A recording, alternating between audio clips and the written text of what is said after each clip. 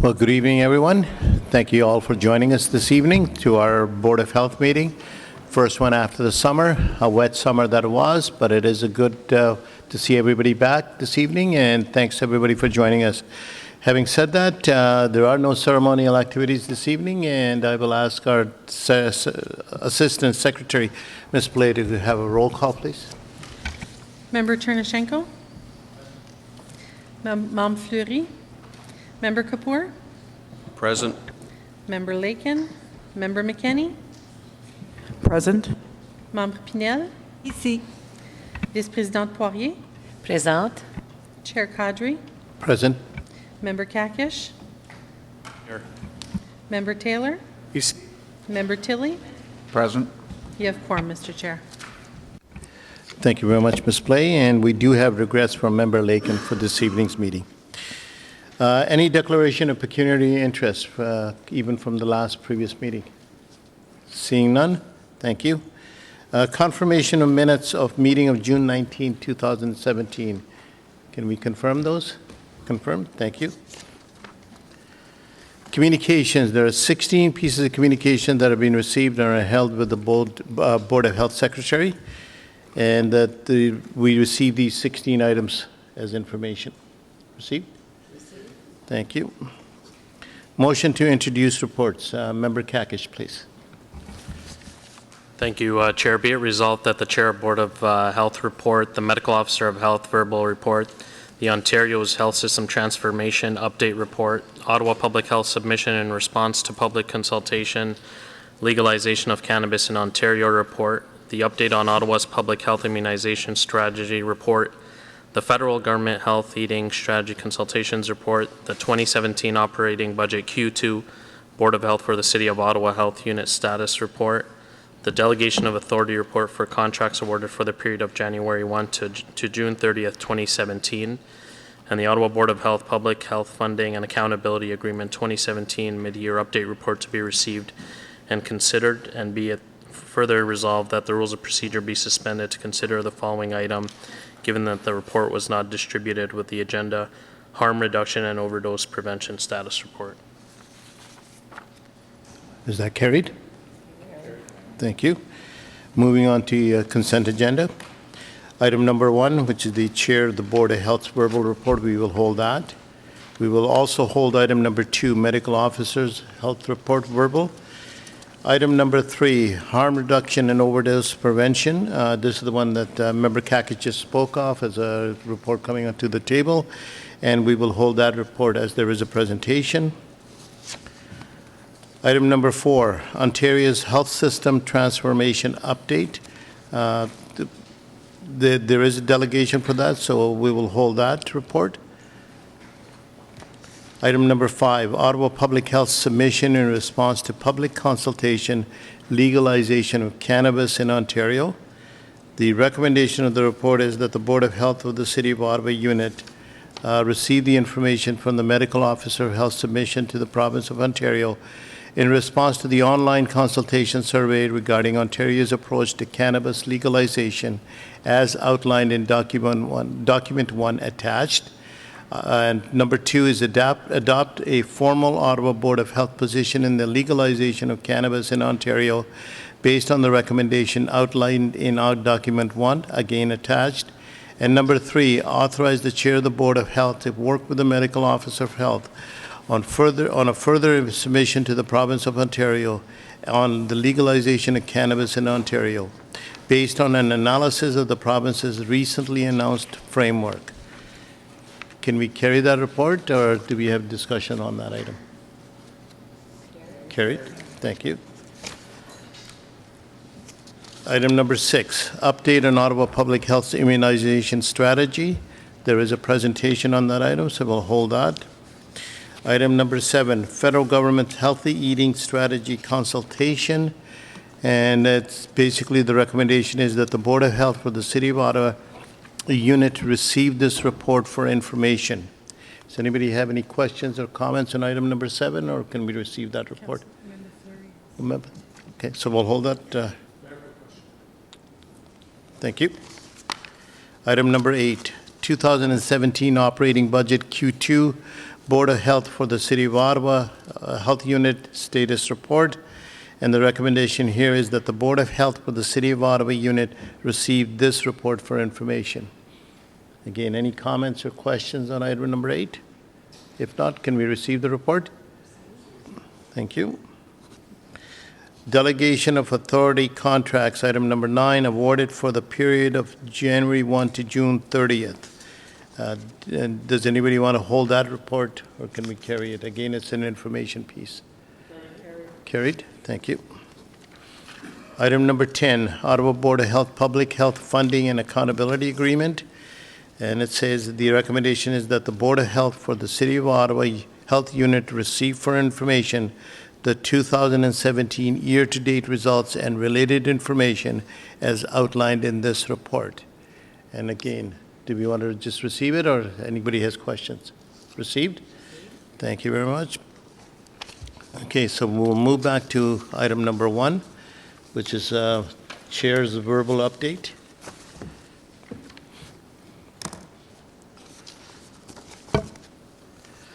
Good evening, and thanks again for everybody joining us this evening. Tonight, I would like to begin by updating you on the work that has been happening at Ottawa Public Health since we last met in June. I would like to start by highlighting some leadership shown by both employees and members of the board. First, I'm very proud to announce that 4 OPH nurses have been chosen as recipients of the Canadian Nurses Association 150 Nurses for Canada Award. To mark the 150th anniversary of Confederation, the Canadian Nurses Association is recognizing nurses who continue to pioneer health innovation in Canada and around the world. These nurses are strong public advocates and leaders in advancing a client-centered approach to quality health care through traditional, innovative, or interprofessional practices. I believe some of these nurses are here with us this evening. I invite you to please stand, and I say your name as I invite the audience to give these employees a round of applause. Please join me in congratulating Public Health Nurse Erin Cully.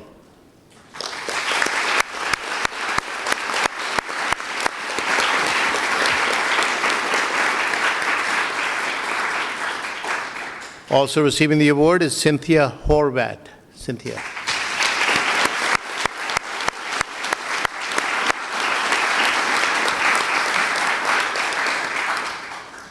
Next one is Krista Poirier.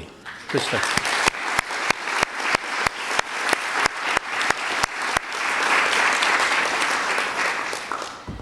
And finally, not last, Kim Trotter. Kim.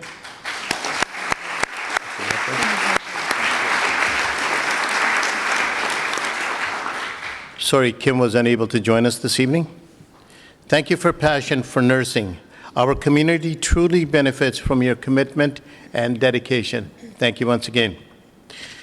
Second, I would like to share with you that last month I had the pleasure of attending the Association of Municipalities in Ontario conference. This was held in Ottawa, and Dr. Levy participated in a panel on health system transformation in Ontario. As far as I'm aware, this is the first time OPH has been invited to participate in the conference. I congratulate Dr. Levy on his participation and the thoughtful comments he shared on the future of public health. Thank you, Doctor. I also would like to add another thank you to our board member, Member Taylor, for participating in the panel also. Thank you, Mark. Next, I would like to thank some of our Board of Health members for their involvement in the Ottawa Champions Youth Baseball Leadership Camp. Late last month, the Ottawa Champions held a Youth Baseball Leadership Camp. The camp provided children and youth from Ottawa Community Housing and the Boys and Girls Clubs of Ottawa the opportunity to learn baseball skills from the professional Champions players. Board members, Taylor and Tilley, were on site with me to support the event along with OPH employees. I thank you both for your leadership and attendance at this event to improve the health and well-being of children and youth in our community. I would also like to thank the members of the board who walked in the Capitol Pride Parade on Sunday, August 27th. The parade wrapped up the annual week-long festival that celebrates the diversity of the gay, lesbian, bisexual, and trans, two-spirited, and queer GLBTQ community. OPH has been a proud Capitol Pride Parade participant since 2002. This year marks the 15th year that OPH, in collaboration with the Board of Health, will host the City of Ottawa Parade Float. That's what we did this year. This year, OPH encouraged the Connect With Us campaign, which promotes OPH social media channels as a key source for public health information and engagement, and the launch of the OPH's new website, ottawapublichealth.ca. This event was a wonderful opportunity to bring people together to celebrate and promote our values of diversity, inclusiveness, understanding, quality, and self-expression. I would like to thank the board members McKenney and Kakish, along with the many OPH employees who were in attendance. These are just some of the ways our board members are championing OPH in the community. Finally, board members may be aware that last Wednesday, City Council considered a report that is expected to lead to the expansion of gambling at the current Rideau Carleton Raceway facility. During the debate, questions were raised about the public health implications of problematic gambling. I would like the record to reflect that I have asked our Medical Officer of Health, Dr. Levy, to follow up on the concerns raised by the meeting with the proponents and to report back to us in the new year on the progress of those discussions. This concludes my verbal report for this evening. I welcome any questions or comments. Seeing none, can we receive that report? Received. Thank you very much. Turn the floor over to Dr. Levy for his report. Merci beaucoup, Mr. Chair. Bonsoir. Good evening, everyone. It feels like a new year somehow coming in after the summer. I hope you all had a little bit of rest during the summer. As you know from my email updates, we've been engaged on a number of different issues over the summer in recent months, and many of them are on our agenda tonight. But before we get to that agenda, I do want to very briefly speak to some of those issues, including challenges to the City of Ottawa's hookah bylaw, a reflection from my point of view on summer activities, including many ministry and federal consultations that happened over the summer, and I want to provide you with some staffing updates. Firstly, with respect to the hookah bylaw, you will have seen from my email communication that in August, the Ontario Superior Court of Justice heard a new application for an emergency injunction to block the ongoing enforcement of the hookah ban portion of the city's smoke-free bylaw. This was a new application. There had previously been movement on the legal side of that ledger, but this application alleged that the business had suffered significant financial losses due to its inability to serve shisha and looked for an emergency injunction, as I say, to block the enforcement pending the outcome of the subsequent hearings. So we worked with legal counsel, of course, and I did submit an affidavit opposing that injunction, and the judge hearing the case determined in favor of our position. Remember, though, that the main challenge to the constitutionality of the bylaw itself is outstanding, and that challenge, as we've previously discussed here, claims that the bylaw violates rights guaranteed by the Charter of Rights and Freedoms. We understand that that challenge will be heard in February 2018 if court schedule holds. So, of course, we'll keep you updated on that. Moving to other issues, since our last meeting in June, it's proved to be as busy as we had predicted. I will acknowledge, of course, that we are on Algonquin territory, historical Algonquin territory. We did note that in discussions around this table that we would always keep that in mind and reconciliation issues in mind when we considered the celebrations, the Canada 150 celebrations, and we've done that.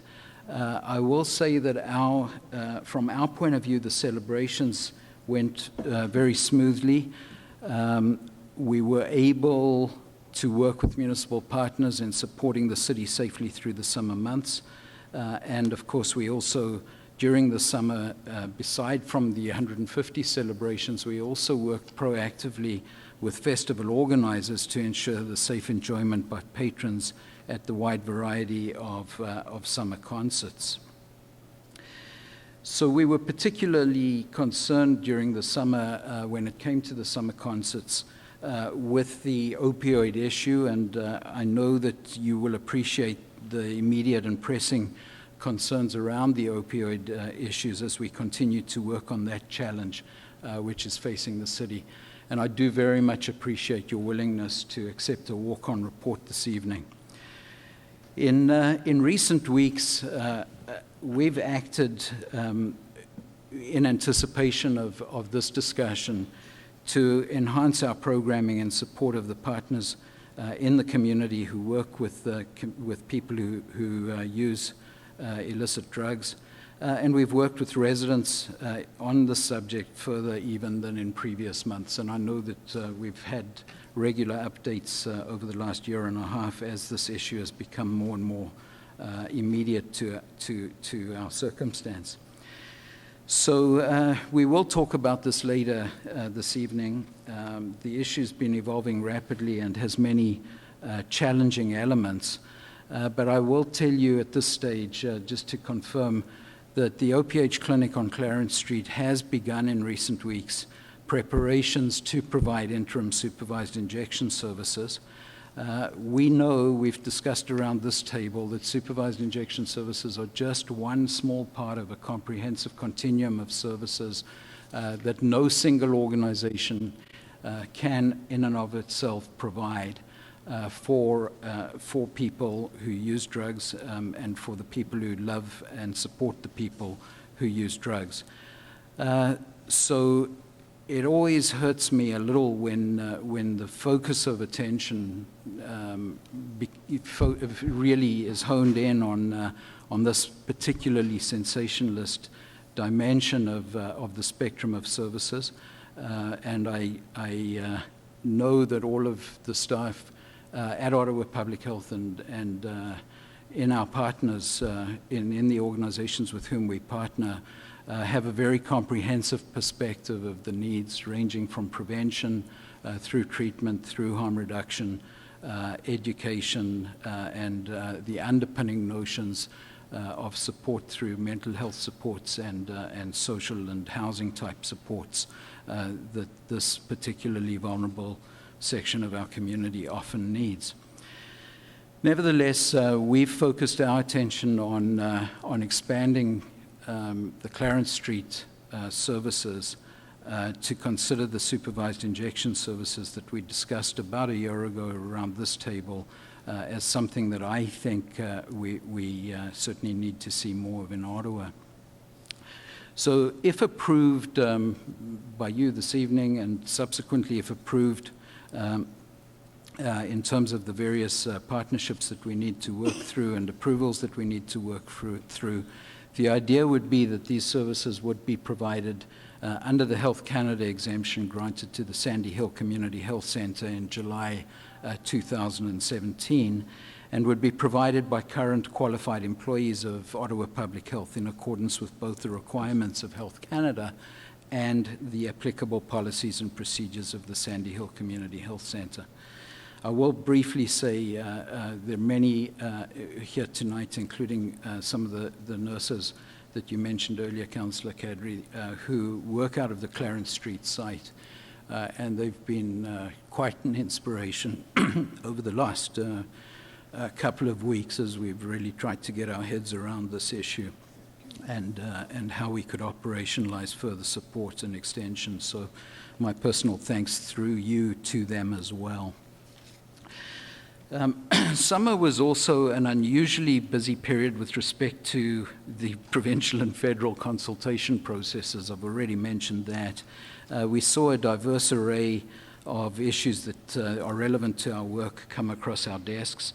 Health system transformation at the provincial level, the cannabis file, again at the provincial level over the summer, the healthy eating strategy, marketing of foods to rules around marketing of foods at the provincial level. So many of these are on the agenda tonight, and I think some of them you've already approved, but I'm happy to take any questions on these now or later this evening. Just speaking to health system transformation and some of the requirements that the province will definitely have of us in the future, we've got a pretty good idea that that in 2018 we will certainly be undertaking new, the boards of health will be accountable for new standards that the province will expect us to deliver. And of course, there's still some things that are under discussion and consultation by the province with regard to the structure and governance of public health. But when we think about that future, the one thing I do want to particularly mention to you is our staff alignment process, which I initiated over the summer, has proceeded quite nicely. You'll remember in late June I announced the new senior leadership team. It was designed with the changes to the standards that will be accountable for delivering in 2018 in mind. I'm very pleased tonight to welcome Lou Flaberia. Many of you will know Lou from his previous work at the City of Ottawa as an account manager in financial services for the Board of Health. But Lou has now joined Ottawa Public Health as our Manager of Performance and Corporate Services. So I welcome Lou. And I think our new Associate MOH, Dr. Geneviève Cadieux, is with us tonight. I didn't see Geneviève earlier, but Geneviève had previously worked with us during her studies, and she has joined us over the summer. We're very pleased to be welcoming her back to Ottawa as well. So the staff alignment exercise is proceeding nicely, and later this month I will announce the next phase to our employees. I'm developing that new structure, as I've said, with the 2018 provincial standards in mind, and our contribution to the evolving, transforming provincial health system. The fundamental principle behind that alignment exercise is that we'll continue to be responsive to community need and to be client-centered. And that we're committed to an ongoing process of self-assessment and improvement.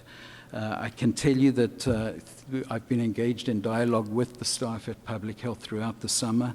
I've received a lot of feedback from employees to supplement the feedback that I received from many of you earlier in the process. And all of that information, all of those ideas have guided me and the senior leadership team members as we've moved this process along. So I'll just conclude by saying also that Ottawa Public Health is currently hosting the business administrators from public health units across Ontario at their annual meeting, and the chair and I were happy to extend our welcome to that group this morning. They're thinking about health system transformation just over the road on Elgin Street, and I suspect some may have joined us this evening, so I'll extend a welcome to any that have chosen to do that. Mr. Chair, other than that, I will take any questions if there are any, but that concludes the comments I wanted to make. Merci beaucoup. Thank you very much, Mr. Levy. Any questions or comments on Israel's report? Seeing none, can we receive that report? Thank you. Thank you. So moving on to item number 3, that's the report that everybody's seen, I guess, for the little bit first time this evening.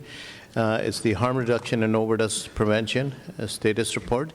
And we do have a presentation on it. Andrew Hendricks, Director of Health Protection, will speak to the report and do a PowerPoint presentation. Along with Andrew, there are a couple other members that have joined us. One is David Gibson. He's the Sandy Hill Community Health Center. And Wendy Muckle, who's also representing Inner City Health. So, and also Pam Weichel from Sexual. So welcome, and I'll open the floor up for Mr. Hendricks. Mr. Chair, if I may, just an introductory comment. The report in front of you, which you won't have had a chance to fully digest yet, asks for your approval, essentially for a decision that I took about a week ago to proceed with the operational planning of supervised injection services, working under the guidance and supervision of Sandy Hill Community Health Center at our Clarence Street location. Mr. Hendricks will outline the rationale and the thinking that's gone into that. And my previous emails to you, I think, speak clearly to the rationale for the decision that I made during that period of time. It would be deeply remiss of me if I did not acknowledge the partnership of Sandy Hill Community Health Center and other harm reduction program partners with Wendy here, especially Inner City Health.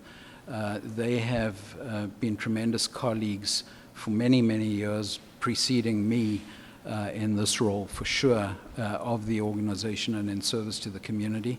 But certainly in the last several months, these two organizations have really been quite extraordinary in terms of the ability to work with us at the staff level. So I thank you for your indulgence in allowing me to introduce them with that cover and to introduce the report that Andrew's going to speak to.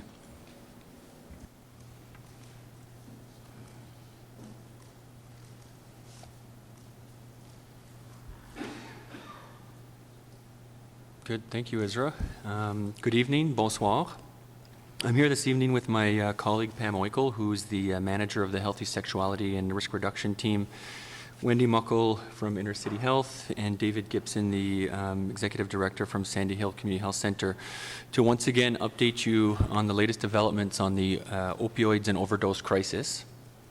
I'll review some of the emerging surveillance data. I'll highlight how Ottawa Public Health and partners have been enhancing harm reduction services in Ottawa.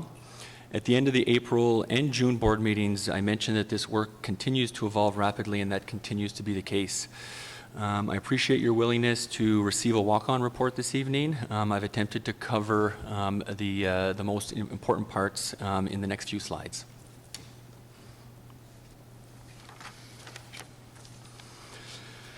To summarize our work since early 2017, Ottawa Public Health continues to be very active in a variety of different areas when it comes to opioids and overdoses. Over the summer months, Ottawa Public Health staff have been working closely with community partners at many of the summer festivals to ensure that overdose prevention and response measures are being considered.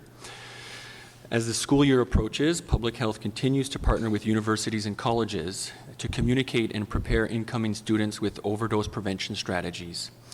And our peer overdose prevention program continues to be in high demand as we continue to train peers in naloxone administration. It's important to note that the issue of overdoses and problematic substance use cannot be done by one single organization, and that all of these initiatives, we rely on partnerships such as those with Inner City Health and Sandy Hill, and over 20 other harm reduction partners across the city.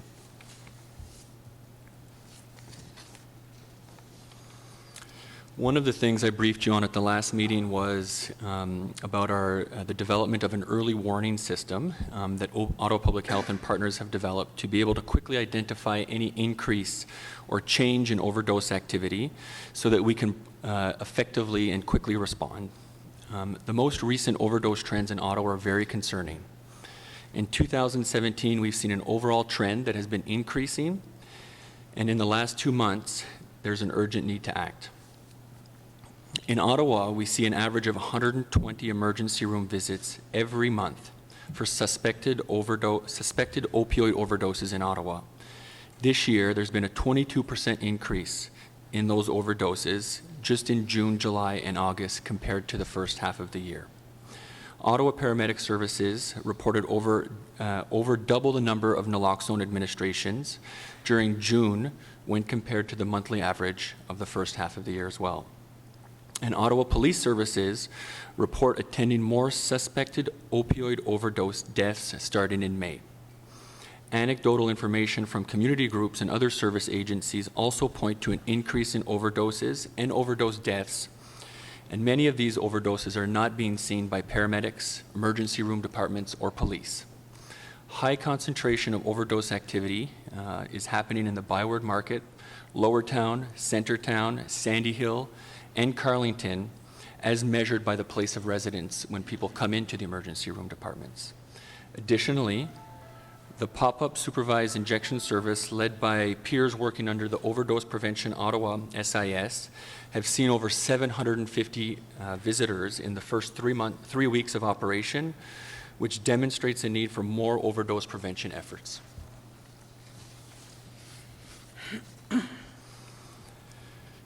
In recent months, Ottawa Public Health has been very active working with our partners to enhance harm reduction services in our community to better meet the needs of our clients.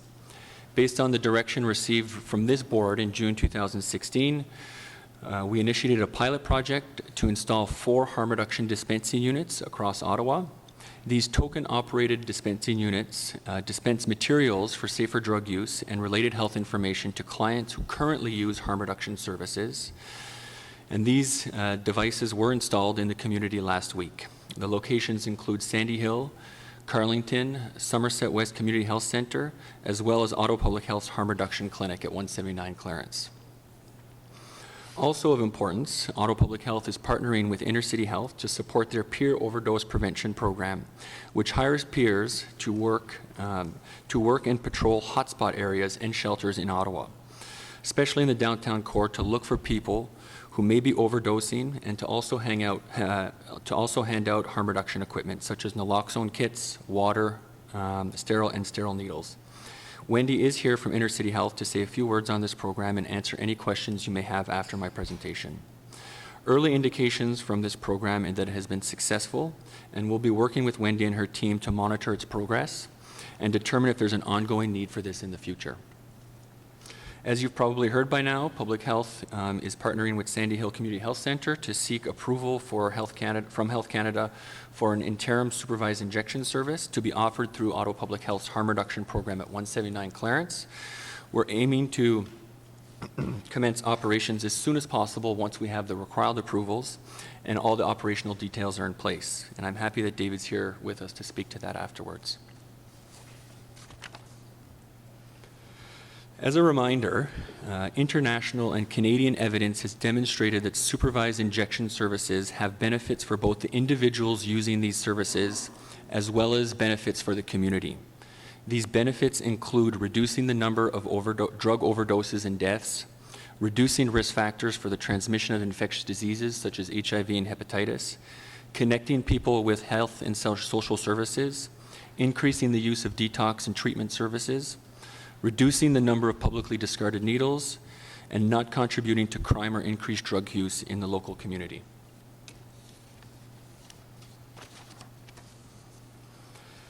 The interim supervised injection service at 179 Clarence would be available 7 days a week, with hours of operation still to be confirmed. This will provide expanded harm reduction services prior to the current timelines for which the SIS at Sandy Hill's Nelson Street facility is scheduled to be opened later in October. The current planned length for the operations of this interim SIS is for 120 days. For this period of time, we will be using the 100% funding that we received from the Ministry of Health and Long-Term Care during the June announcement, and this funding was to be used for overdose prevention and response. As we've been seized to act with urgency and haste over the last 7 to 10 days, while ensuring that we do that diligently, it's important to note that there's many approvals and considerations, including this board's approval. I wish to acknowledge and echo Isra's thanks to the team that's been working expeditiously behind the scenes to consider a wide range of operational items such as renovations, purchasing the necessary medical equipment, drafting several new clinical guidelines and directives, as well as developing a training plan to enhance new skills for our public health employees. In terms of community consultation, in June 2016, this board directed staff to proceed with a citywide community consultation. The consultation findings were shared in September 2016, and we had over 2,200 respondents to that community consultation. And the results said that 66% of respondents thought that having a supervised injection service would be beneficial to the community. And that number increases to 75% when you look at respondents from the Rideau-Vanier area. 60% of respondents thought that offering harm reduction services in several areas across the city would be beneficial. Ottawa Public Health is working closely with Ottawa Police Services, the City of Ottawa's Corporate Security Services, as well as Ottawa Community Housing Services to ensure that staff, clients, and the surrounding neighborhood are safe. While SIS is an important component to any comprehensive approach to working with people who inject drugs, it will not solve all the issues related to the opioid crisis.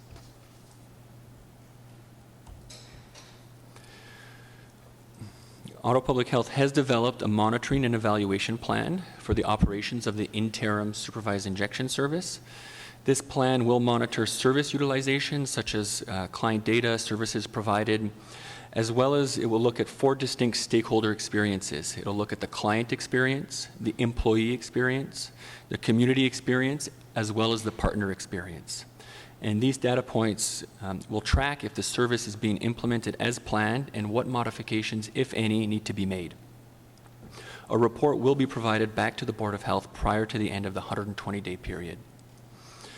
So the recommendations before you this evening are to receive this report, as well as to authorize the Medical Officer of Health to execute an agreement with Sandy Hill Community Health Center to provide an interim supervised injection service at the 179 Clarence location. That completes my portion of the presentation. I'm happy to turn the floor over to Wendy to say a couple of words, and then to David to say a couple of words. Thank you. I really appreciate the opportunity to be here with you tonight. I think you know that there's many communities in Ottawa that have been affected by the opiate crisis, but the homeless community in Ottawa has been particularly impacted, and often described as the epicenter is the block surrounding 256 King Edward, the Shepherds of Good Hope building. And I just want you to know that we are, as organizations and as staff, tired, we're overwhelmed, and we're working full out, and we don't really see any end in sight. I thought maybe I could give you some context about what we see. So I checked to see what we've seen since September the 1st.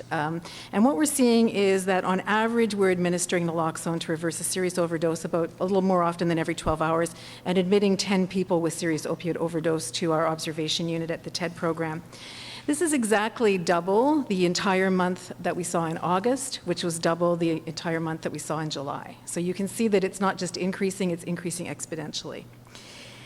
And so, you know, it is easy to be discouraged. It certainly is easy to, you know, to be overwhelmed by all of the work, but there are certainly some bright spots in all of this. And one of the things that we are most proud of is the work that we've done with the people, with the community of people who use drugs.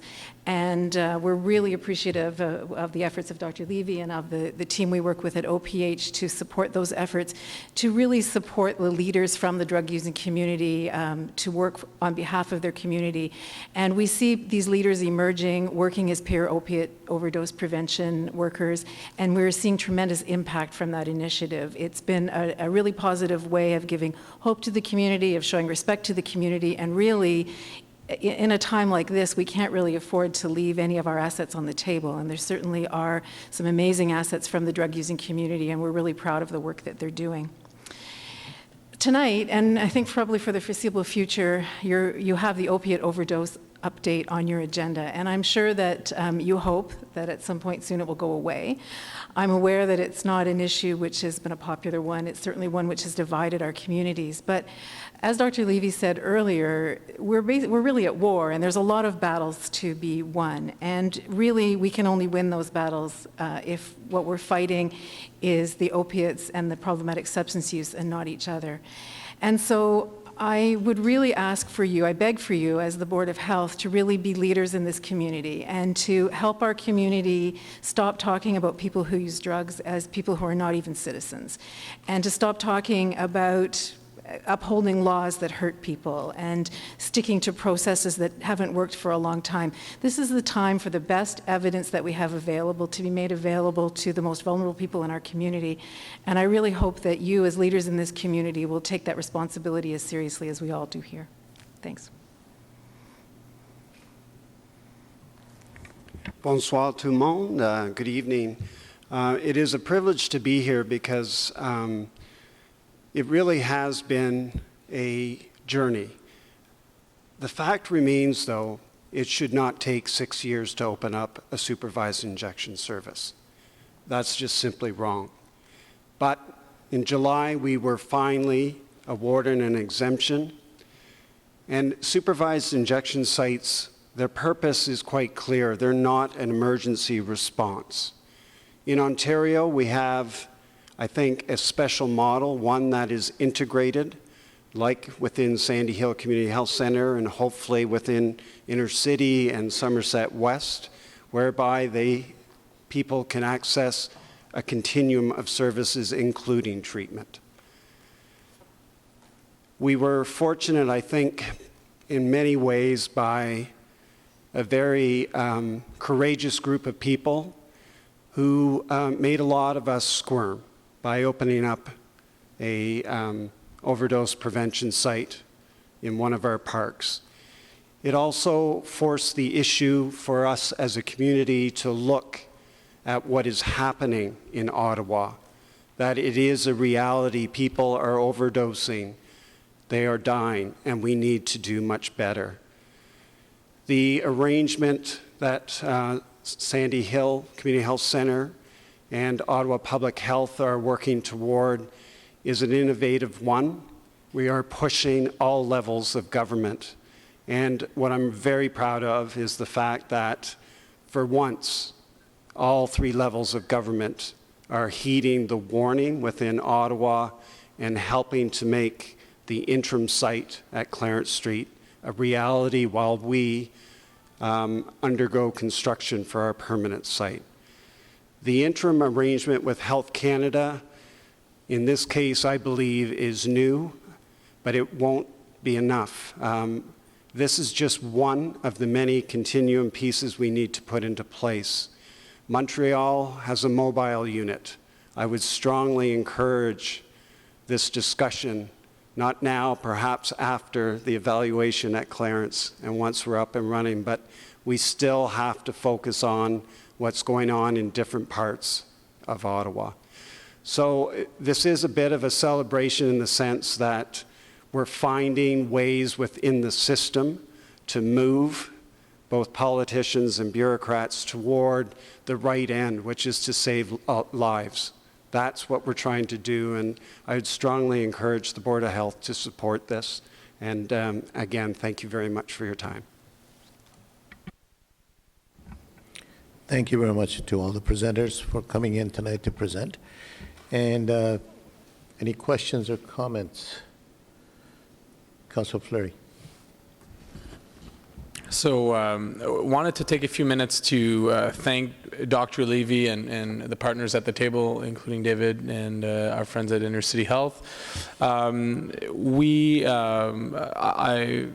want to personally thank Andrew Hendricks, who him and his team, including Pam, have done a tremendous job. I know that it's hard to see in the media over the last, I guess now 3 weeks, the amount of effort from this team and collaborating with Sandy Hill. I know that some of the folks wanted to know why Ottawa Public Health didn't come out sooner with the strategy, but respecting the jurisdiction of the Sandy Hill Community health center was important. You had a board approval, and I think that that demonstrates strong collaboration between the health partners in respecting governance and in respecting those processes. So, David, thank you to your board, and I also want to thank Pam and Andrew. I do support the interim proposal at 179 Clarence, which is in our Ottawa Public Health Managed Sexual Health Clinic. My community has shifted over the years in this regards. When drug use was prominent, but you didn't necessarily have active injection users in and around. We see them. We see those residents in our parks. We see them in our alleys. We see them in our BIA zones. And that, to me, demonstrates the need. We have major addiction issues in our city, some of which are in my area, but they're included across our city in different communities. And we have to, there needs to be a strong understanding of the role of policing in this, which in my mind continues to be on the drug vultures, which are the drug dealers and those who continue to prey on our most vulnerable. And from an addiction standpoint, we need to come together, because I think that we're continuing to put people in challenging situations where they're in and out of jail, they're suffering from the addiction, and to me, that you agree or you don't agree with supervised injection site, and I'm speaking to the broader community because I do believe that most in this room are supportive. To me, it's an understanding. No one wants to fall into this vicious cycle of addiction, and as a community, if we can address it and support it by coming together with our health partners, with supervised injection service, with entry to treatment, with safe areas to use, it's better for the client. It's also better for the community, because it means that the use gets out of our parks, it gets out of the alcoves, where, especially in most recent times,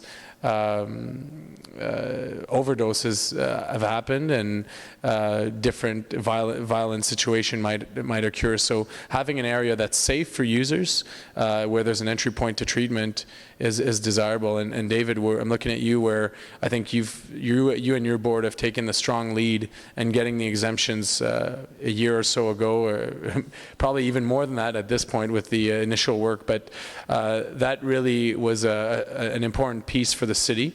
Now with Intercity Health, I know that I see Nani, my friend here, from Somerset, who's continuing that conversation and has applied. So I hope that, and we've said this at this board, I'm sorry I've taken a bit more time than I usually do, but I think that it's important that at this board, when we looked at the exemption in the past, we highlighted the importance that it be in every health center across the city. And unfortunately, the media really polarized the discussion around supervised injection service, rather than the importance of having a wide range of treatment in the different neighborhoods. So applauding the effort. I hope that you can open yesterday, and I'm looking to Andrew and Pam. I know that we're in a daily conversation on that approach. I know that you're doing all that you can, that Health Canada's involved, and just want to make sure that our protocols are in place, that the staff are trained, and that the first day when the clients go in, everything goes well. So I want to thank you for that. I want to thank the entire organization and your teams who have worked on that, and thank you, David, for being a strong collaborator and extending that exemption. We're looking forward to your opening in the fall, and I hope that it continues. If it's such an important pillar in harm reduction and in treatment, it should also be reflected across the city. Thank you very much, Councillor Fleury. I do have a couple other speakers already lined up out of the table, and I'll add your name to it, Dr. Kapoor. But before going to the other members of this committee, what I want to do, we do have two speakers in the audience, public delegation, so I'd like to bring them up to the front with the permission of the board. And once they're done, then we'll go back to Q&As with staff and with the presenters. So our first speaker is Robert Jameson and Dr. Mary Lou Gagnon, representing Overdose Prevention Ottawa.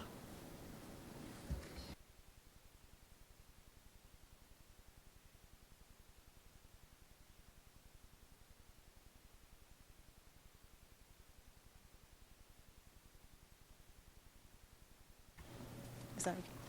Thanks for having us. Our presentation will be shared. I'll circulate our graph and some of the basic facts around the overdose prevention side that we've been running for 25 days now. We've actually been running the only safer space that currently exists for people who use drugs in this city, entirely made by a group of volunteers who are very experienced in harm reduction and health services. So we've had 765 visits in 24 days, and you have the graph in front of you. Our service is a no barrier service, so that means that people are welcome to use the way that they normally use. That means if they share their drugs with friends, if they assist themselves injecting themselves, for example, or they smoke and inject one after the other, they can do that in our service without any barriers. We also offer a comprehensive harm reduction approach that covers the distribution of harm reduction supplies. Connection is also harm reduction, so we've been doing a lot of connecting with people who felt very abandoned by the system over the years. And so building trust is very important. We've also provided a great deal of support and teaching around safer education, safer injection education, but also teaching in terms of harm reduction and naloxone training and distribution of kits. We have a 3-person response team at all time in our injection tent to provide first aid if ever there's an overdose. And this team is trained before they do the service. We have a combined expertise, so we combine the expertise of harm reduction workers and people with lived experience and nurses. And so this is our team basically that runs the injection tent every day, is a combination of those 3 expertise. And this is why I think our service has worked so well.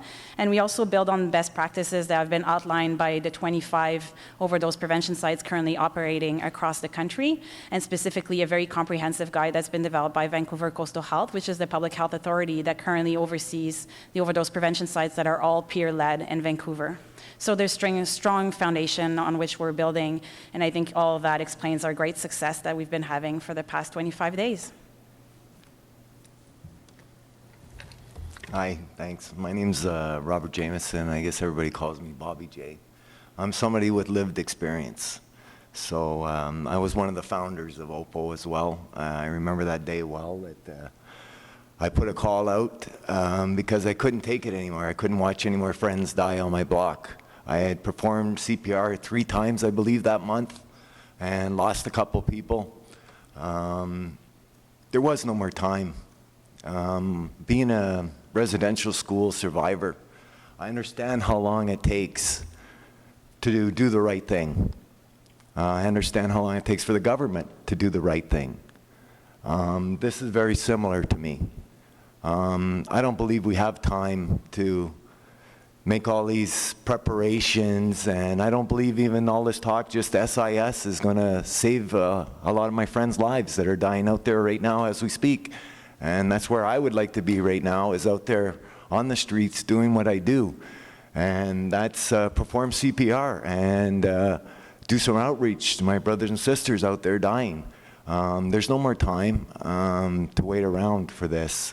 Something too I want to point out is just, for me, I was fortunate, and I've been able to get healthy the past few years, and that began for me with a peer program. Just Somerset West is my neighborhood, so it began with a peer program there. And I guess for me, what I noticed was the difference was when I was going into the building there, you'll meet people and they'll say everybody deserves a second chance. And that was kind of the reception I got there. And I thought that's pretty good, that's okay. But when I got inside and really talked to a harm reduction worker, somebody that knew where it was at and what was going on the streets, what he said to me was, I believe everybody deserves as many chances as they need. And I'm fortunate because I was one of those people that took a lot of chances to get it. And I'm here today to express the importance of us all speaking the right language when we talk about harm reduction and we talk about saving these people's lives, that we all need to be on the same page and make sure that we're not talking about something that's not really going to be effective right away or something that might be effective down the road. Those things don't ring with me right now. I need people to help us out there. Volunteering, if you could, come out and volunteer and help us save some lives, because every night you get that opportunity. And I guess pretty much that's all I got to say, and I appreciate giving me a voice here today. Thank you. Thank you very much to both of you. Thank you for coming to present. Any questions or comments? Dr. Kapoor? Thank you first for your dedication and your work, and thanks for coming here as well. It's an impressive graph. And I'm assuming some of those visits are repeat visits. And I know part of no barrier means you're not getting ID and stuff like that. But I'm just wondering if you have an idea of how many individuals are coming.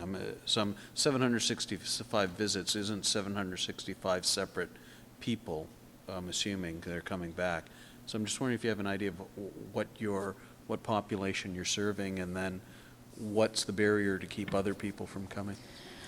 I would say I don't necessarily have the details on that because our goal was not to necessarily do like an experiment in data tracking, but more of life-saving essential service. I would say the stats that we have represents the work that we do. So to capture that, it would mean that if, let's say, someone comes 3 times during the night and 1 time needs monitoring, the second time needs a kit, the second time, so we've been calculating number of visits as opposed to number of guests. And the reality is that as we're building trust with people, they do tend to come back maybe twice, I would say, in the night. We only operate for 3 hours, and so I think it's to be expected that the interim site will have to also accommodate for multiple visits from the same person during the day. It's just the reality of people using multiple times. So that's, really why there's no more details of that. But we also were very determined to track our work, and so each visit requires a brand new intervention. Okay, yeah, I appreciate those, the way that it wouldn't normally be something you capture, but I was trying to see if we can help predict what the workloads what can be expected as we improve the services. Yeah, thank you for the question. Thank you. Member McKinney? Thank you, Chair. Thank you for coming out. I know it's not always easy to come and speak in a public forum like this, and certainly not easy to do what you've been doing over the last 24 days, so I thank you for that as well. I represent a part of this city where we see people who use drugs and who are often very precariously housed, and we are seeing the results of that with overdoses and people using inside where they're kind of out of public view. So unless you know them, unless they're your friends and you're out there saving their lives, it can be ignored. And I think that, for myself, I know that we have Somerset West Community Health Center is in my ward as well, and a few months back when they were doing their consultation, I can tell you that there was very strong, widespread support for supervised consumption services within that center.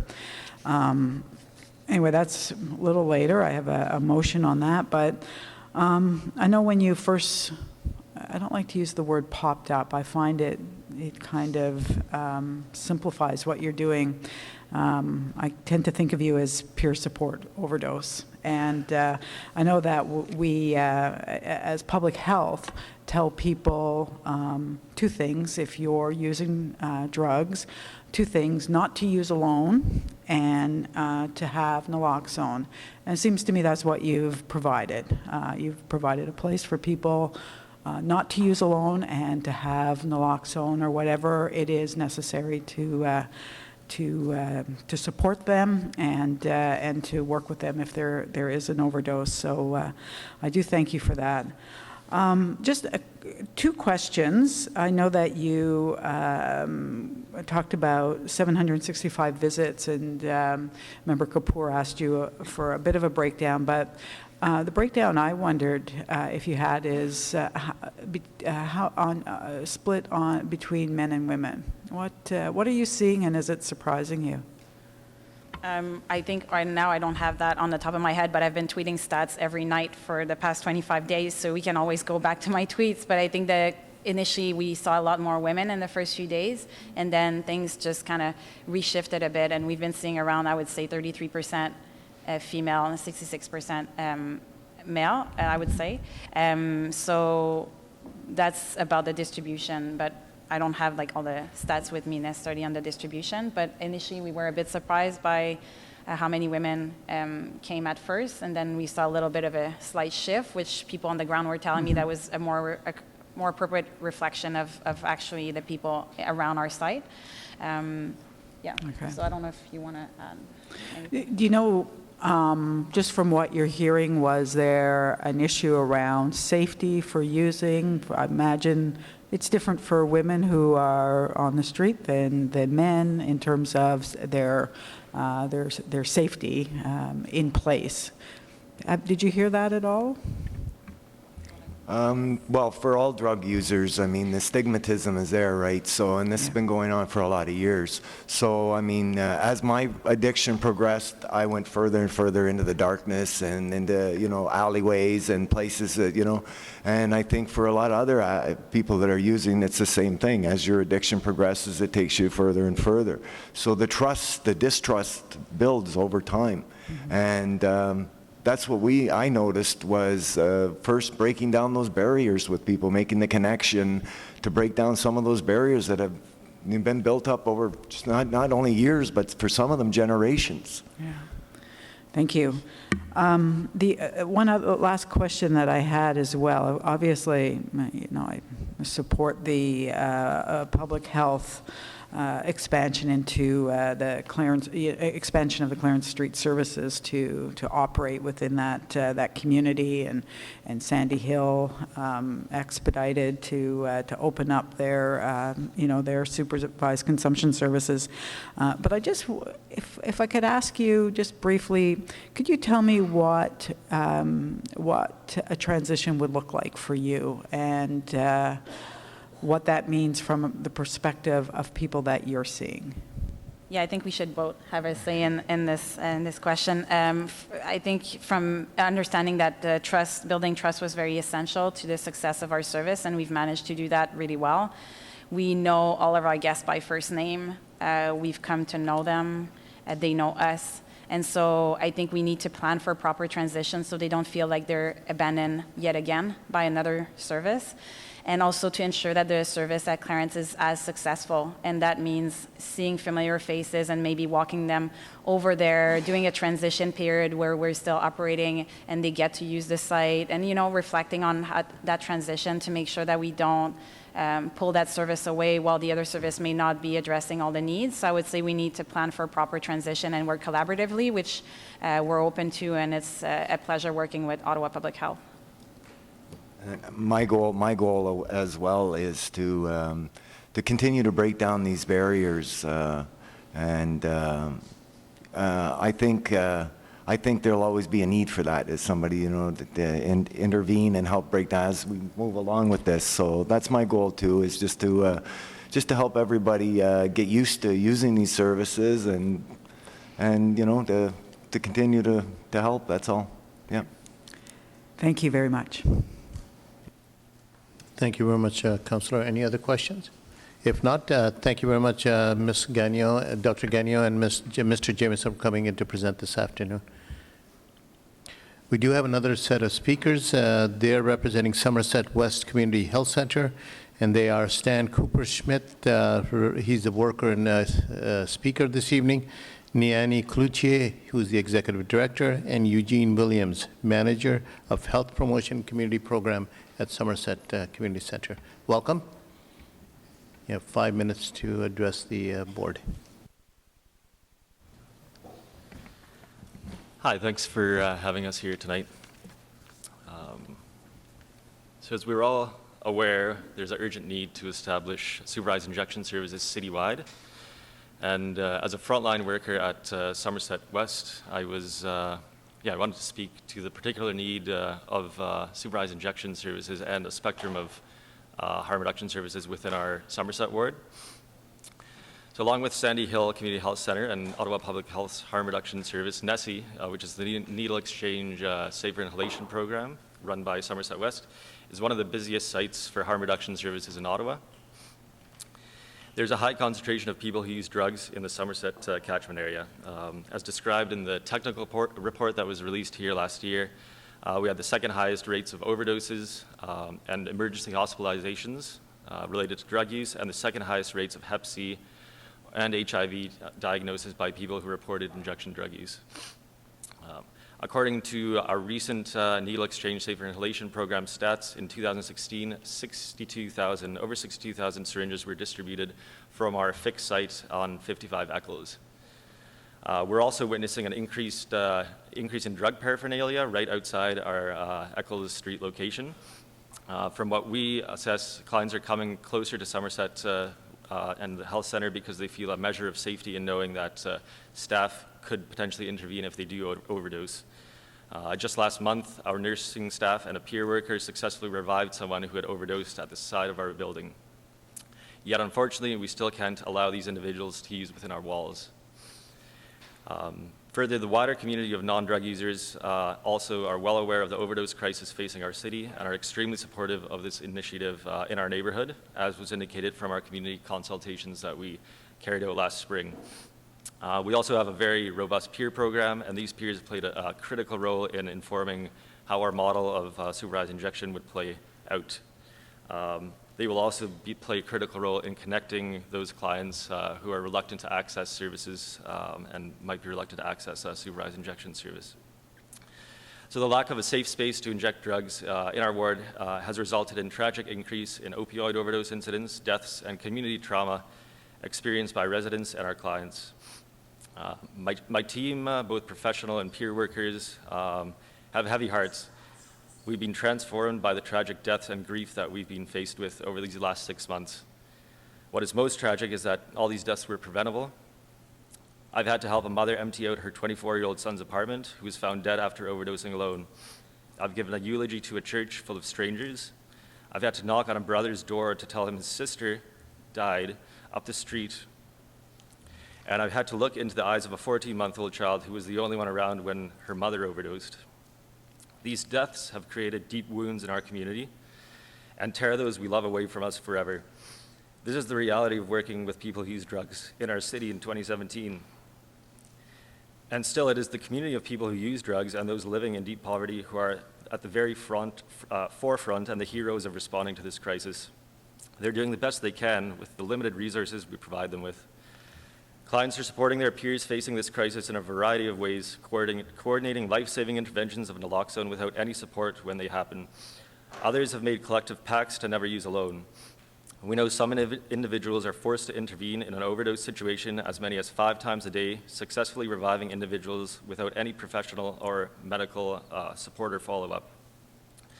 Lack of adequate naloxone accessibility and distribution and criminalization of drug use compound this dire situation. Peers have come to us indicating that they are struggling to support their own friends and loved ones who are experiencing trauma, survivor's guilt, and deep struggles over the grief and loss of their fellow peers and friends. Many of us on the front lines also know that the 120 overdose-related emergency hospitalizations per month are just the tip of the iceberg. For us, the vast majority of those we work with report not calling 911 after an overdose because of the prevalent fear of criminalization. It is compelling to see things moving faster, but for those of us on the front line, much of the progress we've made today should have been last year. Somerset West catchment area has a unique feature, and that is that we have a high proportion of non-institutionalized homeless individuals, so people who are not accessing shelters, people who generally don't access services, but rely on friends to stay in safe houses, commonly referred to as crack houses or shooting galleries. And these spaces are rented by 1 or 2 tenants and allow people to couch surf or typically use their space. And it's typically open their doors to those who have nowhere else to use. These spaces have always been in use, but we have seen a jump in the number of them and the volume of individuals using inside them. The tenants who do this are attempting to support their fellow drug users who are homeless in the best way that they can by operating these safe houses. But these spaces are also subject to severe drug market violence, unsanitary conditions, and regular police sweeps. We also need to remember that SIS is one piece of the puzzle. We need resources to be able to support these very individuals and address the needs of this population. And I think a spectrum of creative, low-barrier ways of supporting these community members who are severely criminalized and at the frequent and great risk of overdose need to be at the table. Unless we have those most affected by this crisis giving us direction, we will always be one step behind. And finally, I just want to give a thank you and kudos both to Sandy Hill for their leadership in moving the whole culture of acceptance of supervised injection services within Ottawa, and their ongoing support for our exemption application, as well as the leadership shown by public health, and of course the lifeguards at Overdose Prevention Ottawa, who I think reminded all of us that action in this crisis is the only thing that matters. Thank you. Thank you very much. Any questions or comments from board members? Seeing none, thank you all for coming in this evening to present.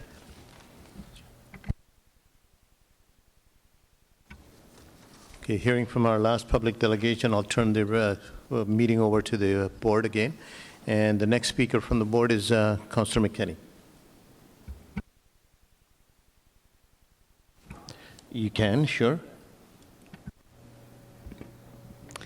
Thank you, Chair. Thank you for everyone who came out tonight.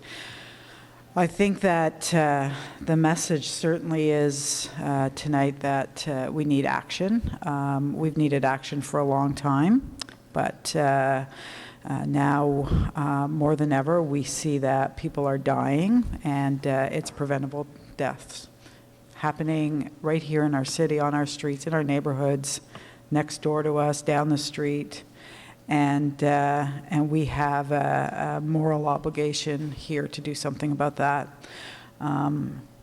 So as we move forward, and as we heard from Wendy earlier, you know, it is only going to get worse before it gets better. That's unfortunate. We are seeing, you know, spikes. It is a crisis. The province has recognized it as a crisis and has, you know, diverted some funding towards the opioid crisis that's happening within our province and here within the city. So we've got some good news. We've got peers who are supporting, you know, their friends.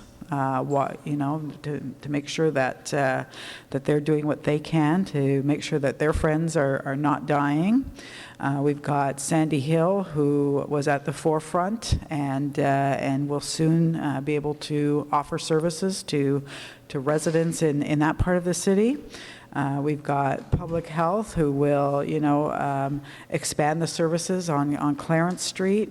Hopefully inner city health will be able to move all over this city eventually, and because, you know, there's no doubt that that next step is mobile services. We need to be nimble, and we need to move around, and we need to make sure that whether it's kids in Canada, residents in the downtown, whether it's in the Byward Market, Lower Town, Vanier, Centertown, Carlington, that we're responding where it's happening, and we're doing everything that we can. So my motion tonight is, you know, deals with Somerset West Community Health Centre. The Somerset West has an application into Health Canada. As I said earlier, we consulted with the community. I was there for a couple of them. There is widespread support in this community for supervised consumption services. I can tell you that with pretty good certainty, nobody would sit around the council table representing Somerset Ward if they weren't a strong supporter of supervised consumption services. That and traffic safety were the two number one things that I heard when I ran for this office. People wanted to know that I would keep them safe as pedestrians, that I would keep them safe as cyclists, and that I would keep them safe within their communities if they were people who were using drugs. So I have no hesitation in bringing forward a motion that essentially will direct the medical officer of health to work with federal and provincial bodies to facilitate all of the approvals and necessary documentation to expedite Somerset West Community Health Center's approval for their exemption. Should I read the whole thing out, or do you all trust me looking at it here that I haven't slipped anything in? Read it out. Doesn't trust me.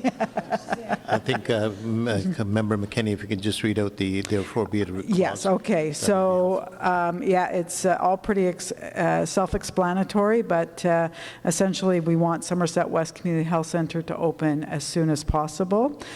So therefore, be it resolved that the Board of Health direct the medical officer of health to work with the applicable federal and provincial bodies to facilitate the necessary documentation and other relevant approvals to expedite the Somerset West Community Health Centre's exemption approval. Thank you very much for that, Member McKinney, and we'll come back to the motion after when we're ready to deliberate on the report. Because there is another second motion, and I'll ask Madame Poirier to just put that on the table for now, and then we'll deal with it after. Thank you, Chair. And this is certainly a profoundly human issue, and I agree with everyone that time is not for judgment, but rather action. So I'm very happy to move this motion.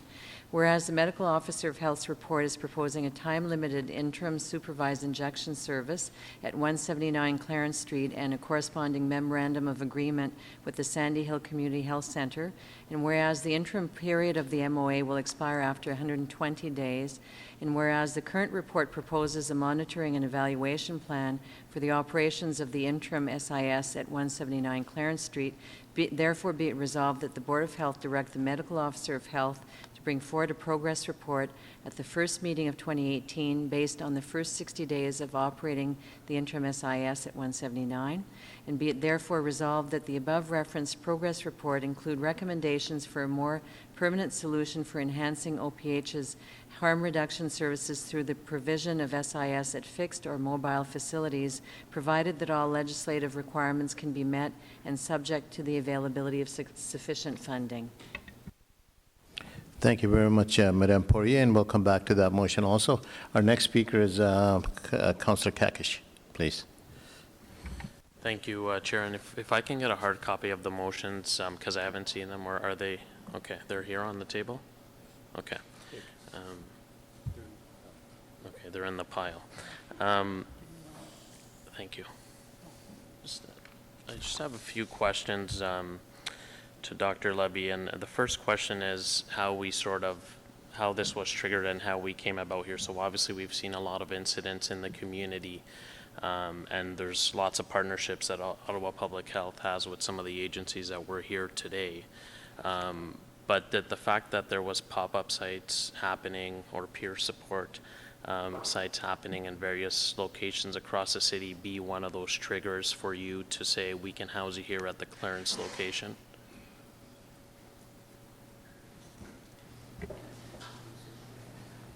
Through you, Chair, I'm reminded of the introductory sentence of a book called The Essence of Decision, which quotes President Kennedy as saying the essence of decision is sometimes unknown even to the decision maker himself. The way I've been conceptualizing it, the presence of volunteers in a location in Lower Town was a variable in our thinking, but it wasn't the only variable in our thinking. I think that what has happened is, as we've been watching the patterns of development in the community over the last several months, and as we've been listening particularly to the anecdotal information that's been coming particularly from inner city health and from our police colleagues, we've, I think, been tapping into the pulse, the same pulse that those particular volunteers that have opened in Lower Town, their facility, we're tapping into. And so I think it would be disingenuous to say that, that the fact that those services were being offered by volunteers did not have anything to do with how things came about in terms of our decision-making process.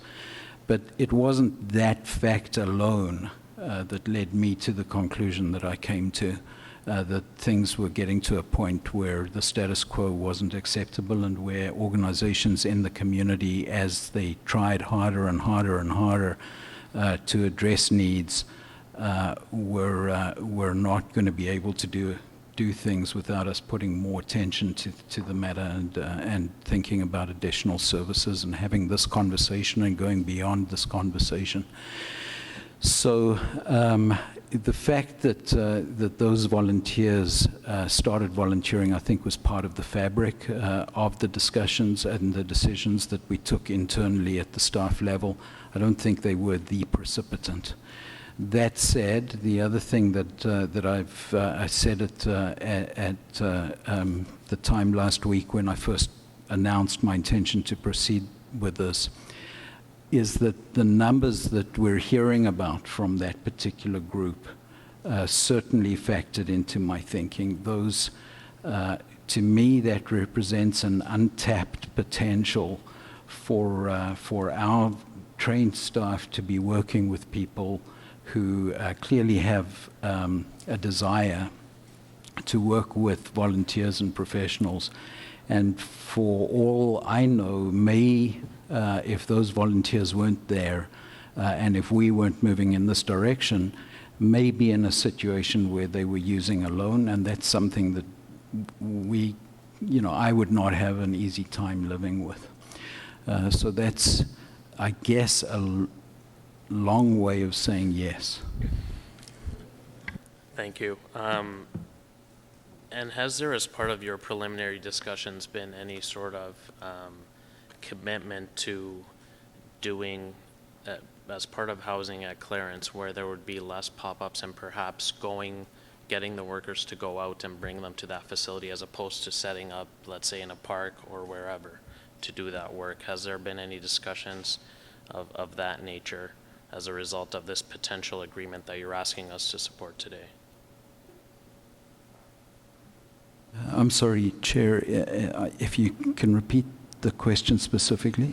So, as a result, if we do... Excuse me, could you speak a little closer to the mic? Sorry. I'm having trouble hearing you, and that makes it even more difficult. So if we do move forward with this proposal that you're asking us to support today, is the idea that we'll see some less pop-ups happening across the city as a result of housing in the interim when before Sandy Hill is up and running? So conversations that I've been involved with my team, and certainly after I finish my comments, I'll ask Andrew to comment further, but conversations that I've been involved with haven't really taken that direction. We've really conceptualized the activities that this particular group of volunteers has been undertaking as an extension, from our point of view, of the work we do with people who volunteer. Certainly, my thinking and some of the conversations I've had would have been along the lines that if there was sufficient access in this community, there ideally wouldn't be a need for people to be providing this kind of volunteer work in locations that were outdoors, in locations that were less hygienic than traditional healthcare facilities. So in my ideal world, services of this nature would take place in a facility where there's trained staff, where there's known security measures, so that everybody can be safe, and where there's a hygienic environment and a maximally and optimally hygienic environment. But we also live in the pragmatic real world, and we know that the people we're working with, the peers that we've extended our outreach to over the last 4 to 5 years, are not always going to come into our facilities. So for sure, the ideal vision would be that that kind of facility wouldn't need to be available. But we've not really moved in our own thinking to a point where what we're trying to do is eliminate them. And part of the reason for that also is that we're very cognizant of the experience out west, where actually this kind of effort has actually been formally sanctioned by the provincial government as an extension of the health service type interventions that are being used, because things have got to a point where clearly the existing health facilities, even when they're offering sanctioned services, in the ideal circumstance, is not keeping up with need and demand. I guess my message to you there, Doctor, is that there's also going to be an expectation from the public that if we're going to be committing resources in our facilities to do this, that some of those other issues are also going to be addressed about having the pop-up sites in various spaces, and based on some of the other side that I'm hearing as well. So I'm just passing that on to you as part of the emails and the correspondence I'm getting that perhaps is not here tonight. I'm sorry, if I may just look over to Andrew, Chair, and see if he... Thank you. In terms of the staff that we have now and the resources that we're going to allocate to do this, if we move forward with this, do we have staff that are already trained to deal with these issues, or are we going to be providing training to some of the staff to work with the other agencies that are? The answer is both, and through you, Chair, I'll ask Andrew to provide some more detail as to how we've been approaching this over the last week. Yeah, sure. So, I mean, we do have staff who've been working in harm reduction for almost 2 decades.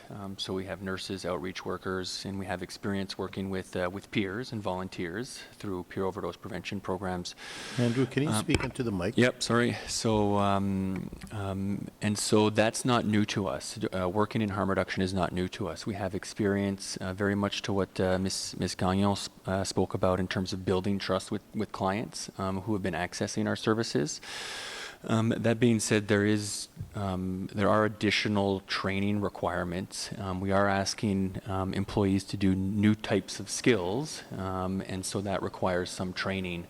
And we've been working on that training plan now for the last couple of days. Most of the team was in training today, for example, and that's some of the more clinical things in terms of responding to the immediate person who's overdosing and those types of things. So Israel is correct when he says both, in the sense that we do have employees who are willing and able to do this. We're just wanting to make sure that they're supported and they're working in an environment where they're feeling comfortable and able to provide these services. And I don't know if you've got into this level of detail, but in terms of those employees, are they going to be, what are they doing now? Where are they going to be moving from in terms of the resources? Is there going to be a big shift in allocations, and where are they being taken away from? Sorry. We're currently working, a lot is going to depend on availability of staff. Certainly we've put out a call of interest to our existing staff.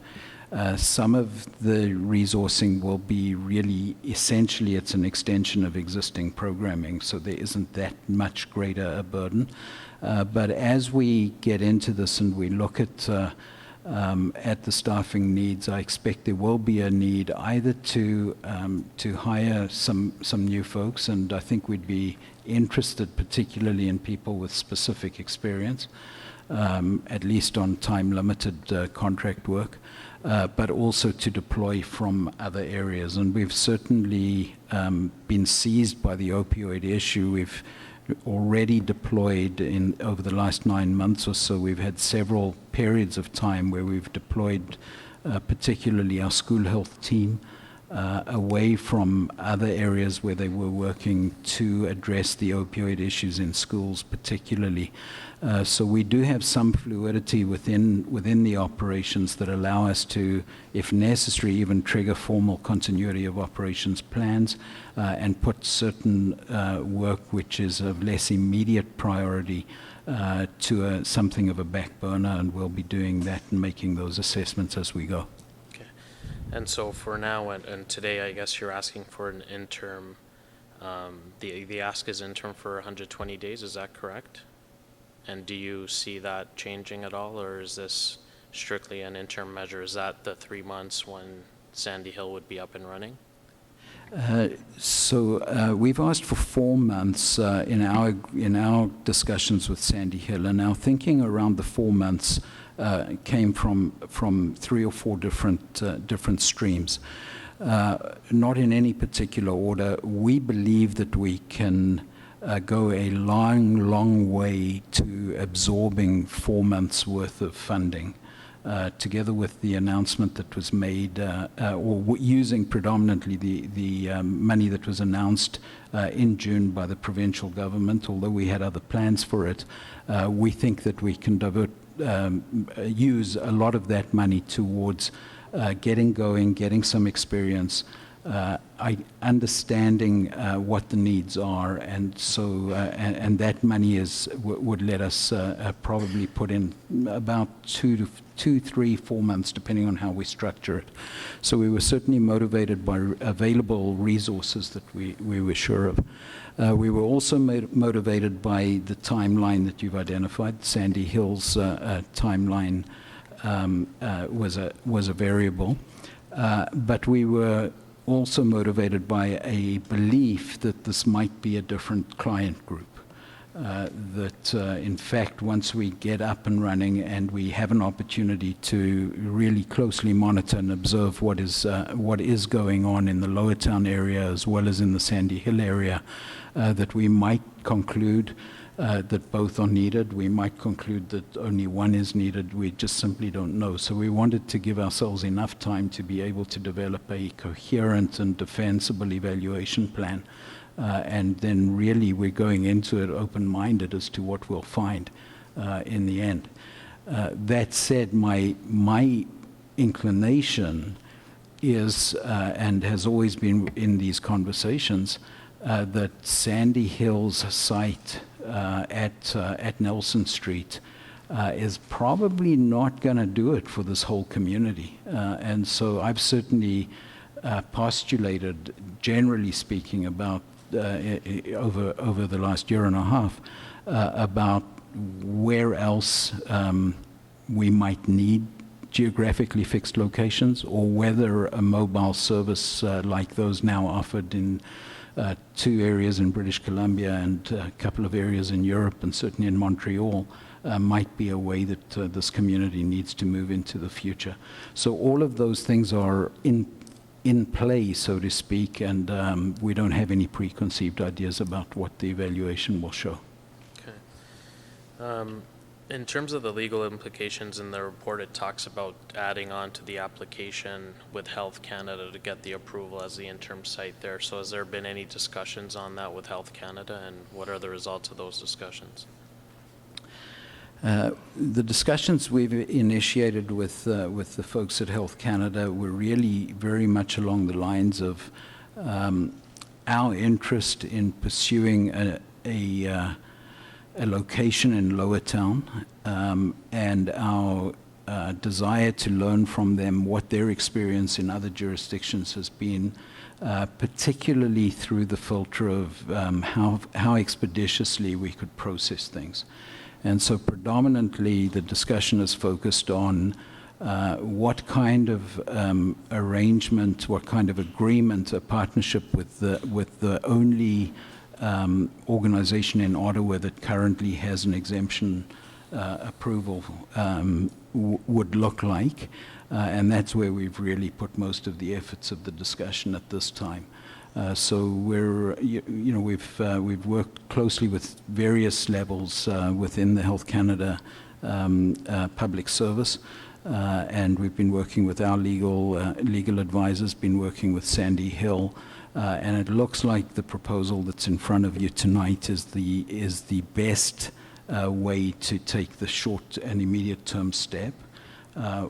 If the evaluation shows that that we want to do something more than that in the rest of the city, either prolong this interim location or look at other locations, the indication is Health Canada would probably view that as possibly beyond the scope of the Sandy Hill application at that time. You also reference in the report provincial legislation where this is sort of part of our mandate to begin with. So would we proceed with the site at Clarence without the okay from Health Canada or no? No. Okay. Because I read something in there where it talks about provincial legislation that enables us to sort of do this type of work. But maybe that was just context or background. I'm sorry, that's the danger of a walk-on report. I don't recall including anything about that. I think that was probably context. Yes, through the chair, that's the legal implications section of the report.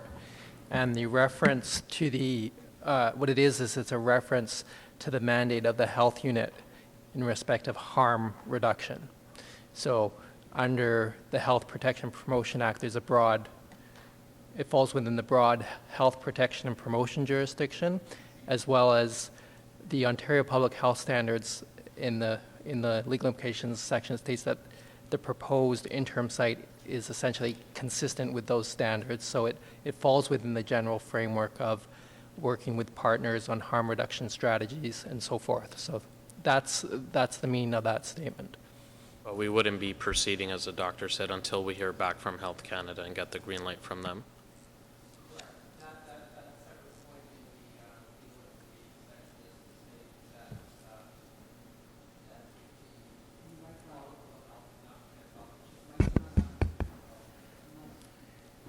Oh, sorry, yes. Sorry. That other part of the legal implication section is to state that Health Canada approval, or that's the approval from the Federal Minister of Health, is required prior to commencing operations at the site. Okay, thank you. Just one last question on the McKenney motion. If you can explain to me what exactly your role would be in that, because if I understood it correctly, she's asking for you to facilitate those discussions for Somerset, and I don't recall, I don't know if you did, but did you facilitate any of the discussions for Sandy Hill, and is that a role for you to do, or considering it's their application with Health Canada? That's an interesting question. I'm looking at Mr. Gibson. I would say we helped facilitate, but it's hard. One of the challenges about this this dynamic between essentially the two other levels of government, federal and provincial, as these exemptions have been processed around the country, is some of the requirements have become more and more clear. And it turned out that it seemed that one of the, if I'm characterizing this correctly, David, if not, please interrupt. But it turned out, as I have learned in recent weeks, that one of the challenges, one of the steps that had to be taken that sometimes could be perceived as slowing things down for different organizations was an approval of a funding envelope. And another step was one of the several letters that an entity applying for an exemption from Health Canada needed was a formal letter from the provincial Minister of Health in that jurisdiction. Even before either of those requirements, another one of the requirements was a communication from the public health entity within the jurisdiction. And so certainly, depending on how broadly I interpret the question, we've been involved in all three applications that have gone in from Ottawa, one from Sandy Hill, and one from Inner City Health, and one from Somerset West Community Health Centre. All three applications came through my office with a request for support or at least for a letter of opinion. And in all three situations, I've provided that letter, thereby, in essence, providing some support, I guess, for the application. Most recently, as it became clear in the City of Toronto and also in other jurisdictions, that the funding piece, an explicit commitment of funding, was part of what was required from the Ministry of Health provincially before Health Canada would issue a final exemption. I have had communications with the Associate Deputy Minister at the provincial level about how to expedite that. Sandy Hill did receive, within the last week or two, confirmation of that funding, which had not previously been forthcoming. Whether or not my interventions had anything to do with that, I don't know. But certainly in the way this conversation has unfolded between those of us at the front lines and the other levels of government, this would be completely in keeping with the kinds of work I do with the Associate Deputy Minister and others at the provincial government level. Okay, that's all. Thank you, Chair. Thank you very much. Moving on to Member Kapoor, please. Thank you. That previous dialogue actually covered most of the questions I was going to ask, which were trying to look at how once Sandy Hill is up and running, we would be able to coordinate that and the satellite clinic and not and make sure that we didn't abruptly withdraw the satellite clinic. That being said, I'm going to take a bit of time to express a couple of comments. Further is that from my limited perspective in the emergency department, let no one be under any misapprehension that there's not the need for this. And let's be clear, there is a need for more of this, as Dr. Levy has, in his usual understated way, put. We are nowhere close to catching up to the need. Unfortunately, we were stymied for quite a while by the federal policy on supervised consumption sites. And now that that's freed, the need has expanded much beyond what we're trying to catch up with the recent changes in what's out there in terms of fentanyl and other synthetic opioids. So I'm very glad to hear that our plan is not just short-term and looking at the immediate term. I think it's important that we do that. But is also looking further afield. I think in the absence of that, there's going to be more deaths. And I'm glad that we're taking these steps that we are. Will this prevent other peer-driven resources or peer-driven services? Probably not.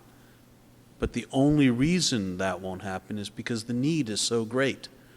And there is what we call the rule of rescue, is that when you see people in danger, in immediate danger, you have to respond. People have to respond.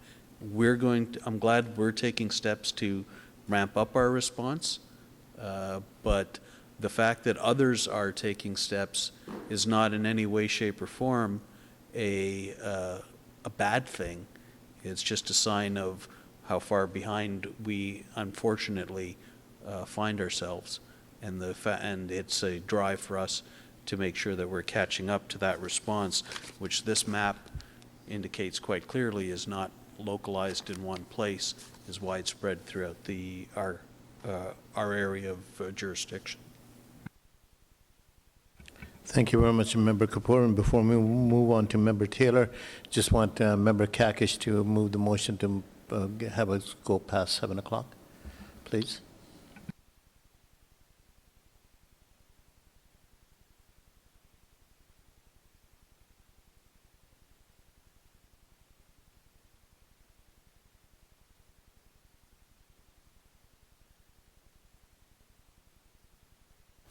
Sorry about that. Be it resolved that the Board of Health approve the meeting time be extended past 7 p.m. pursuant to subsection 8(1)(c) of the procedural bylaw. Is that carried? Carried? One dissent. Okay, so moving back on to Member Taylor, please. Thanks very much, Mr. Chair, and thank you, Dr. Levy, and your team for bringing this report. I've been scribbling like a demon over here because I have lots of questions, I guess, for clarification. So you'll have to permit me as I kind of work through my notes. First of all, I think we're all in agreement around this table that the end state, the end goal is a good thing. You know, I'm not shy to say I'm an SIS convert.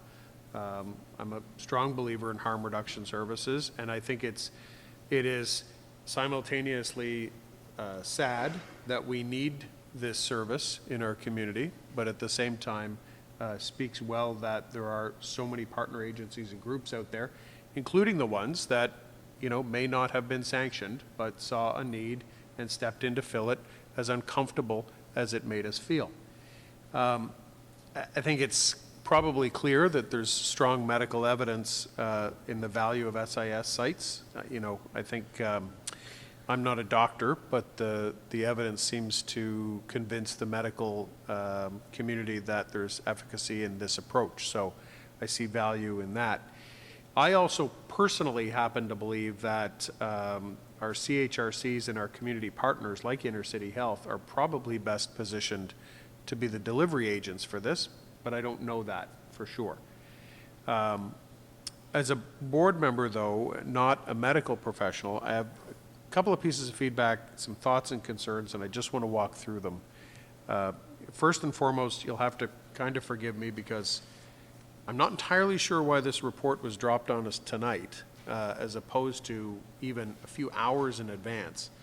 But it does make it incredibly difficult to give it lucid thought when we're rifling through a report that says, click here for background, and I've been pressing the paper, but it doesn't work. And there seem to be some inconsistencies between the report, the motion, and the discussion, and I'm not sure whether they're, you know, just errors in communication or whether they're intentional, but I want to try and comb through some of those. It's those that I'm going to try and clarify. So with respect to the data, first of all, I'm a big believer in data. And if there's one thing that I think we don't have in the opioid crisis, it's good data.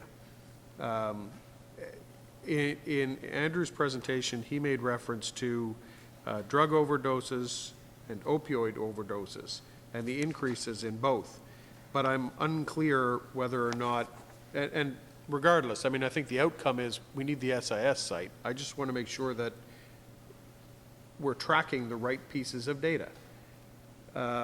You know, we've got lots of anecdotal evidence, lots of, you know, we think or we feel or our partners believe, but I'm not sure how we're tracking this data.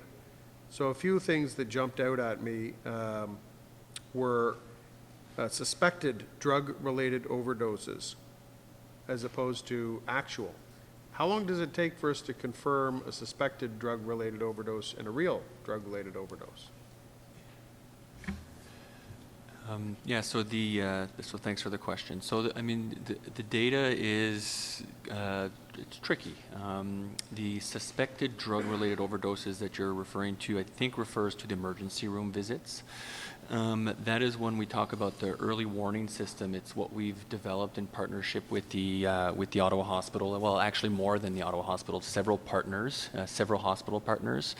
And that's done on intake. So imagine a world where somebody comes into an emergency room and the medical, either the physician or the nurse nurse enters in the system that they believe that this is a suspected drug-related overdose. That's based on their clinical assessment that's done. There's nothing that's done on site at that point in time to confirm whether that's related to an opioid, whether that's related to another overdose. It's very much based on the initial assessment from the clinician. What happens if you've been following some of the announcements from the province, they did announce some of that data being available provincially through all cities, and that data is a little bit more specific in terms of the actual diagnosis after the person has been discharged from the emergency room. So that data is a little bit more rich in terms of quality, but it takes longer. And so what we've had to do in the middle of all this is use different data points to tell us what we're seeing in the field. We use the emergency room data on admission to kind of tell us how can we be best to respond on an immediate nature, but sometimes that data is a little bit less reliable. So that's specific to the emergency room data. Okay. Chair, can I add my perspective to that answer? I believe as an emergency physician, I do have a bit of knowledge to add to supplement Andrew's comment. I'll give you that opportunity after Member Taylor's finished, and you can come back and address it. Okay, continue on, Member Taylor. Thanks, Mr. Chair. Okay, I mean, I get that. I don't want to get lost in the data trap. I mean, we know that more is more and less is less, and, you know, as long as the indicators are going in the right direction. But I want to make sure that we're at least in the same ballpark when we're measuring things. One of the things that kind of set off my alarm bells were, we're looking at these hot zones across the city. And one of the comments you made took me back to an old paramedic presentation that I heard several years ago, measured by place of residence. So when people are picked up, physicians or paramedics, as I understand it, code them based on where they live, not where they were picked up. So I'm not sure that that necessarily tracks back to ensuring that the hotspots are where we think they are, right? If you look at the zones surrounding the Shepherds of Good Hope, if that's where they're living, then, and that's where they're picked up, then that corresponds. However, if they're not living around that area, they're living somewhere else, then those numbers are tracking back to where they live. So is that somehow factored into your determination of where these hot zones are? So yes, I would say yes. And so that's also the reference to some of the anecdotal information that we're hearing from partners. When we talk about hotspots, it's based on partnerships, for example, with inner city health, what they're seeing in certain areas of the city. Amira I think, has joined the table over there for any very specific epi-related questions. But the place of residence is something that we would consider in terms of your question, for sure. I mean, I think just from a perspective of, there's the two tips of the spear. There's the after the fact where we're doing, harm reduction intervention at the end of the stream, SIS, that type of thing. But then there's the education piece, the outreach piece, all that stuff. So we want to make sure that that's deployed in the right place. Mm-hmm. And they may not be the same place, mm-hmm. right? I guess that's where I'm going with that question or that statement. Dr. Levy, to the funding, in June we got $350,000. So how much of that $350,000 has been used to date? I know we used some of it through the partnership with Inner City, I think. So how much of that $350 has been used? A very rough kind of look at the books tells us about 150 of the 350. Okay, so there's 200 left. What was the cost of the 179 Clarence conversion? I went down, I saw it. Doesn't look very dramatic. It's, a wall and a table and some other things, but... I think the estimates are coming in at under 15 at the moment. Under 15,000? Yeah. Okay, all right. So not very much. The August announcement that the province made, do we have any indication from the province as to how much money Ottawa is receiving from that, and whether it'll be sustainable funding or sustained funding, or whether this was a one-time give? The June announcement was base So that money is coming to our base. It's a 100% funding increase to our base. The subsequent announcement, while we've been here this evening, an invitation has been sent around to all health units for a webinar discussion around details of, I assume, how that funding is going to be allocated into the future, and we'll only know that by the end of the month. That's when the province is moving towards providing more detail. Okay. I mean, I guess for those of us who are counselors on here, I guess, it would just be a cautionary tale that if we've had $350K added to the base budget of OPH through the province, it would behoove us to ensure that that $350K isn't deducted on the city's end when we do the city budget, because that can sometimes be the case. In the report, it indicates that if you don't achieve the funding dollars you need to sustain whatever it is that the outcomes determine we need to sustain, that your backup plan essentially is gapping and efficiencies. Well, I like to think we're always trying to find efficiencies, so I usually write off that as a non-starter. I'm not entirely sure that gapping is a success strategy. I mean, we're relying on, basically, gapping is a fancy term for short staffing. So I'm not entirely sure that short staffing some part of OPH is an effective plan go forward if we don't wind up with the funds. So I guess my suggestion would be, as we move through this, I'd love to see, when you come back, some other, backup plan that doesn't involve shorting some other area of the ship type of thing. And more than likely, you would wind up shorting something within, the harm reduction envelope somewhere. So I just don't want to rob Peter to pay Paul here. Thank you for that observation. You're 100% right. It's the folks that report directly to me that end up having to pull rabbits out of the hat to manage to the bottom line. When sometimes we reorient priorities. We do have a process, though, that's well thought out and well documented in our continuity of operations plan, which from time to time will trigger when we're in some kind of emergency response. So the organization is used to that. This approach allows us to tier into 3 categories all of the routine work that we do, whereby some of the work cannot be put on hold. Some of the work can be put on hold, we believe, for up to 2 weeks, and some of the work could be put on hold for longer than 2 weeks, and we, in our pre-planned plans, argue that no work can be put on hold for longer than 6 weeks without us needing to really come back to you as governors and say that we're changing up the budgetary commitments that we made in terms of what you allocated and how we said we'd do the work. So it does unfortunately tend to be health protection and and infectious disease type issues that tend, even within the public health budget, to crowd out some of the perhaps more nebulous but probably more impactful long-term work that we do around policy advocacy. And it's often the health promotion areas that end up internally cross-subsidizing efforts like this. And we work that out around the senior executive table within those general parameters. But your points are very well taken and respected, and we'll certainly try and bring more clarity than we have to what in fact the impacts would be if we needed to prolong these activities and we were not able to sustain or to obtain and sustain new funding.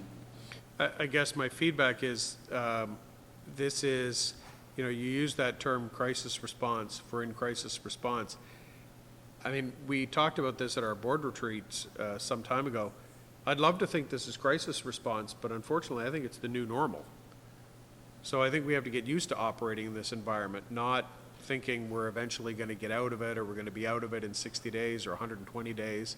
I think we have to build our models around this is reality. I would love to say we'll get to a spot where, we'll see such a stiff drop-off in opioids on the street and, harm reduction strategies will take hold so firmly that we're not going to see, these literally people dropping in the streets. But I don't think we're going to get there soon. I hope we do, but I don't think we're going to get there in 60 days, 120 days, the 2-week, 6-week period. So I think we have to build a model that's a little more, robust. And I think this is our opportunity to be bold to a certain degree and say, this is what we need, right? Whether it's to our funders, city council or the province, or, to the community at large and say, this is what we need to do, as I think you're articulating in this report. I'm going to go on a couple more questions. So I want to disentangle the MOA versus the 120 days, because the way I read the report, the MOA is a permanent thing.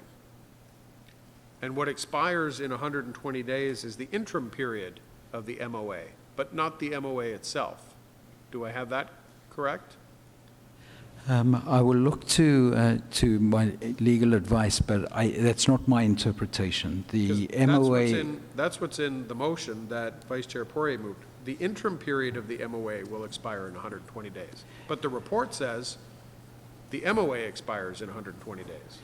Yeah, the way the MOA has been drafted is that it expires at 4 months unless it were to be extended. Okay, so unless legal corrects us, then I would suggest we need to remove the words interim period from the motion. It says, and whereas the interim period of the MOA will expire after 120 days, and it should say, and whereas the MOA will expire after 120 days. If that is in fact when the MOA expires. I think that's correct. And I'm looking at the MOA partner there, so I'm not sure if that's the correct or not. Is that, what is your understanding? Yeah, it is essentially to allow us to do our build, and we will not be fully operational. The build, we're anticipating 2.5 months, practically, but we're staging our development, so the 120 days is to allow us to get to full capacity and operation. We have to hire staff, we have a lot of things we need to do. So the 120 days allows for that, and it allows us to stage, and it allows for public health to operate while this is happening. So once they're operational within that 120-day window, there are no components of that MOA that would want to live beyond that period, even if you stopped providing SAS. And I know you've left the door open to whether you would or wouldn't stop providing SIS, but I guess I'm trying to drive down to the nugget here, because you're operating under a federal extension agreement, essentially. So what we're applying for together is a 4-month period to operate. Okay. The interim period is a 4-month period. It is not contingent, at least in our approach, it is not contingent on Sandy Hill not operating at the Nelson Street site. How Health Canada may interpret the application is yet to be seen. Okay. So I would suggest then that you amend the motion. So unless there's a compelling reason why we shouldn't. Yeah. Because the motion and the report don't say the same thing. So, Mr. Chair, simply removing the interim period, the reference to that, friendly amendment, absolutely. Does that fulfill the intent of what you're hoping for? Okay. So the report to the board that comes back at the end, or I guess at the end of the motion, it says, be it further resolved that the above referenced progress report, so a report's going to come back to the board at the first meeting of 2018 based on the first 60 days operating of the interim SIS. You say the above referenced progress report includes recommendations, so it's a progress report, but there is an action item in there for the board to consider. I'm just I want to make sure that when it comes back to us, it's not just information, that there's a decision point forward. Because I think that's the critical point at which you're going to ask us, are we as a public health unit ourselves going to get into the SIS operating business? Yes or no? Or are we all going to leave it to agencies to do? Are we going to fund agencies to do it and let the community health and resource centers do it, let Intercity do it? Perhaps they get some funding stream from us. Or are we going to have our own sites? So if that's something, if that's a direction we're going in, I want that decision point back before us. I don't want to pre-decide that now without actually contemplating that. The way, Chair, the way I would interpret that, this motion moved by Vice Chair Poirier, is that that would be a discussion point pending our findings and our experience, that would be a discussion point, and that the recommendations we would bring forward could range from this was a good partnership, or maybe not a good partnership, and there's no reason to pursue any arrangement into the future, all the way to perhaps we need to extend this arrangement through, all the way through potential extension, all the way to perhaps we need to get serious about doing this in a more robust and permanent way. Okay, because I said at the outset, I have my beliefs about who's best positioned to operate these sites, and I think we have a wonderful team at OPH, but the nature of the CHRC and community agency teams is they're much more interconnected than any government department could ever hope to be. So I believe they're probably better positioned to operate the sites, but that might be wrong. And I'm sure there are people who might think, well, OPH is better positioned to operate the sites than the community agencies ever could be.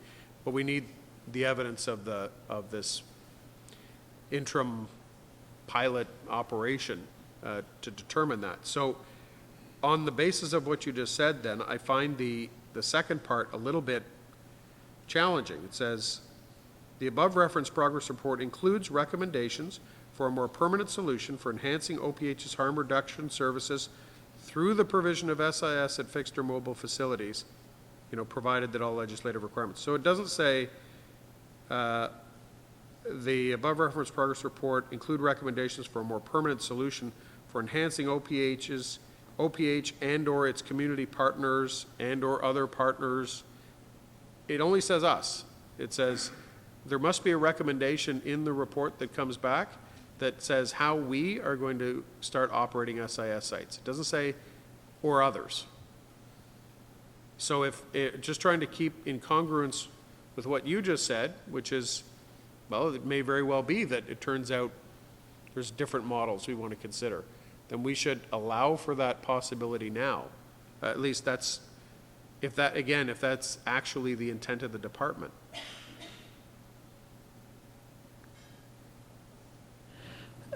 My interpretation, so it is actually the intent. The intent is to be totally open-ended and open-minded about what we might come back with, and to have a full discussion about it.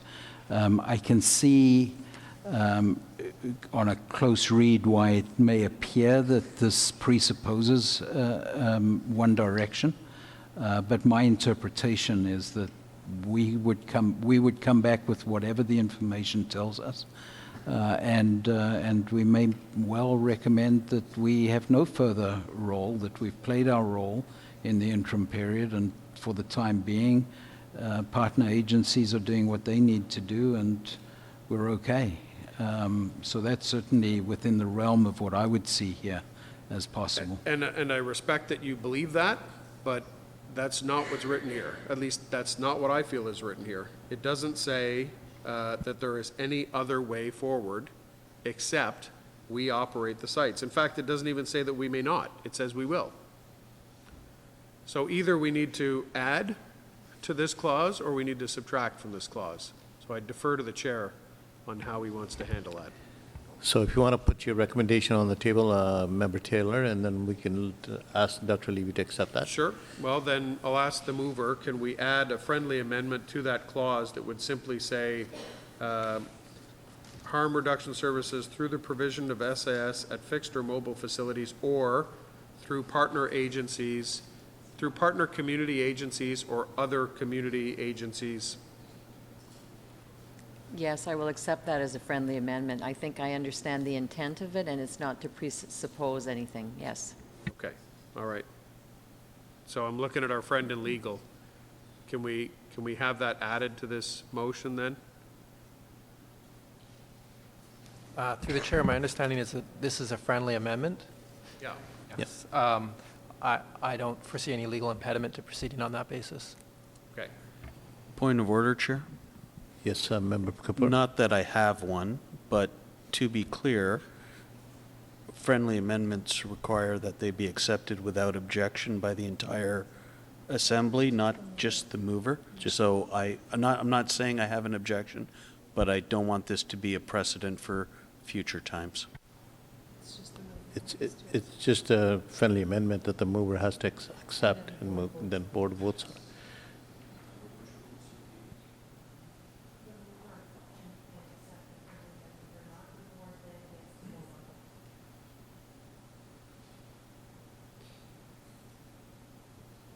Okay, so with that, if we can get a redraft of this, that would be helpful. And I guess finally, I just wanted to add, Councillor Kakish in his line of questioning was talking about the federal approvals and saying, you know, we need to ensure that we can't do anything without the federal approvals. And just for feedback to legal, legal indicated or seemed to indicate that, well, the report says in the legal implications that we couldn't move forward without federal, we couldn't move forward without the federal agreement. But the legal implications aren't the operative part of the report. So I think we don't need to change anything because I think it's very clear that we wouldn't move forward unless we had the federal agreement. But to our friends in the legal profession who are in the room, the board can decide to do whatever it wants. The legal implications section is simply our information as to what's going to happen legally, whatever we choose to do. So just from a safety's sake, let's not, if anyone around the table think you're covered or not covered by anything that's in the legal section. What we choose to do, devoid of what the lawyers advise, is what's going to happen. So with that, I think I'll conclude my remarks and thank you to the mover for offering to amend those two pieces. Thank you very much, Member Taylor, and we'll come back to the redraft of the motion in 2 minutes. I'm just going to turn the floor back to Dr. Kapoor for a comment on Member Taylor's. Just a short comment. When Councillor Taylor was asking about the difference between suspected overdoses in the emergency department, and it's really a matter of terminology because we're not actually doing confirmatory blood tests to say that there were drugs in the patient's system. But when a patient comes in, we have what's called a toxidrome. It's a constellation of symptoms that all point to opioids. So when I have a patient who's unconscious, who's not breathing, whose pupils are pinpoint, and most importantly, when I give them naloxone, they come back to life, in my mind, that is an opioid overdose. However, I can't say that that's a proven opioid overdose because I'm not going to bother doing a blood test to prove that that's there. They respond to naloxone. Naloxone only works on opioids, and they come back to life. And so officially, that's just a suspected overdose, sort of like we're still only operating under a theory of gravity rather than a proven fact. It's just terminology, and that was the only point I wanted to add. Thank you very much, Member Kapoor. And moving on to Member Tilley, please. I'll be very quick. I just wanted to thank Andrew Hendrick and Dr. Levy and the Ottawa Public Health staff for bringing this forward at this speed. I was particularly touched when we began this process and consultation, it was back in the winter, I think, by a gentleman who came and spoke to us all, and I'm sure we all remember him, and he said that he made it very clear that he's an addict and he's suffering from an addiction, and he would do anything not to be suffering from that addiction, but he also made it very clear that he had no wish to die just because of his addiction, that he did not have a death wish, and he was appealing to us to have a supervised injection site or somewhere where he could go inject safely, and made it clear he would leave his rooming house to walk up the street even on a winter day so that he could inject safely where somebody could be there to provide the assistance, perhaps naloxone, which we weren't even in that discussion about then, that he could inject safely and stay alive, and hopefully for another day. So I'm glad to see us moving this along, and I think long before the field of public opinion shifted and we heard in the city that this seemed to be a good idea, congratulations to Sandy Hill, David, and to Wendy Muckle and Inner City Health, who are right now, as we were talking earlier, still out there fighting in the trenches with their staff to combat this. So I think we're doing what we can. I'm glad to hear Ottawa Public Health. I was very pleased to hear us moving this along, because at the end of the day, I can't think of a better priority for Ottawa Public Health than to be saving lives. So thank you. Thank you very much, Member Tilley. And Member Fleury. Merci, Monsieur le Président. Puis, je suis désolé de reprendre la parole. J'ai pris la parole avant que les gens viennent parler, donc je trouvais que c'était important de juste conclure. Je pense que les questions étaient très pertinentes, mais je soulignerais quelque chose qui, d'après moi, encore une plus grande signification. La discussion que l'on a eue il y a peut-être 6 à 8 mois, on avait plusieurs gens qui sont venus parler. On demandait la crédibilité de l'approche au niveau des sites d'injection supervisés. Je pense qu'en 6 mois, il y a eu beaucoup de progrès à travers Santé publique, mais même au sein de la communauté d'Ottawa, pour l'importance des besoins au niveau des soins de santé et puis des enjeux de toxicomanie. Donc, puis je pense que c'est important d'avoir les discussions publiques. Des fois, les confusions puis les tensions publiques, on n'aime pas les avoir. Mais quand on les a pas, on se cache et on dénie une réalité. Puis aujourd'hui, ce qu'on voit, c'est vraiment un besoin criant au niveau des services pour les usagers de drogue, pour aussi l'entrée vers les pistes de traitement. Et puis, une discussion que l'enjeu n'est pas ciblé à un emplacement, un quartier, une zone, mais vraiment qu'à l'ampleur de la ville, il y a beaucoup de gens qui souffrent de toxicomanie. Donc, moi, j'aimerais remercier toute l'équipe d'ISRA, mais aussi le conseil. Parce que le conseil, au niveau des discussions, on a élevé l'approche. Puis moi, je suis favorable aux 2 motions. Alors, j'ai pas rien d'autre à dire, mais simplement, encore une fois, souligner l'apport d'Andrew Hendricks puis Pam avec tout leur travail, puis qu'on a hâte d'un jour à l'autre d'avoir l'approbation de Santé Canada pour une ouverture d'un site sanctionné au 179 Clarence. Merci. Merci, Member Fleury. Before I turn the item back to the table, I just want to make a couple of comments. And my comments are basically what the table has expressed this evening, that, at least we're moving forward in this model. And I have to give credit not only to, obviously, to Ottawa Public Health, but also to Andrew Hendricks and his team for working on this along with the partners in the community, as well as to Israel Levy to finally work out some kind of a model that would be acceptable and would be working going forward. Yet we have to see in 120 days as to what transpires, and we will wait for the results. We will bring that back to the table to answer Member Taylor's question and have a good discussion at that point and see where the item moves to. Having said that, first of all, the motion that Member McKenney put forward. So Member McKinney's motion, is that carried? Carried. Thank you. And I'll have Vice Chair Poirier read out her adjusted motion. I'll refer to the second and whereas, taking out the interim period, so, and whereas the MOA will expire after 120 days is the corrected version.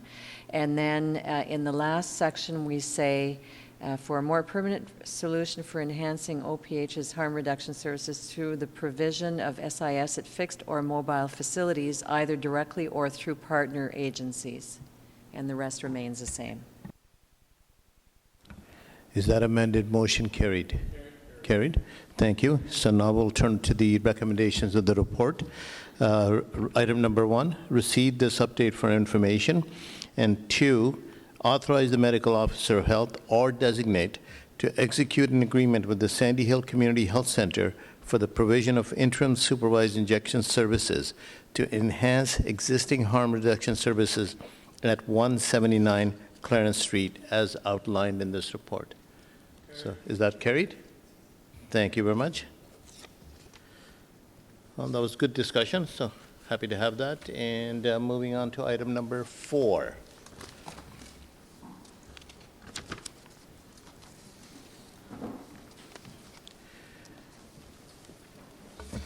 Item number 4 refers to a report on the Ontario Health System Transformation Update. And the recommendation is that the Board of Health for the City of Ottawa Health Unit receive this report for information. As I said at the start of the meeting, we do have a speaker. The speaker's name is Jamie Dunn, and I'd like to invite Mr. Dunn to the table to address the board.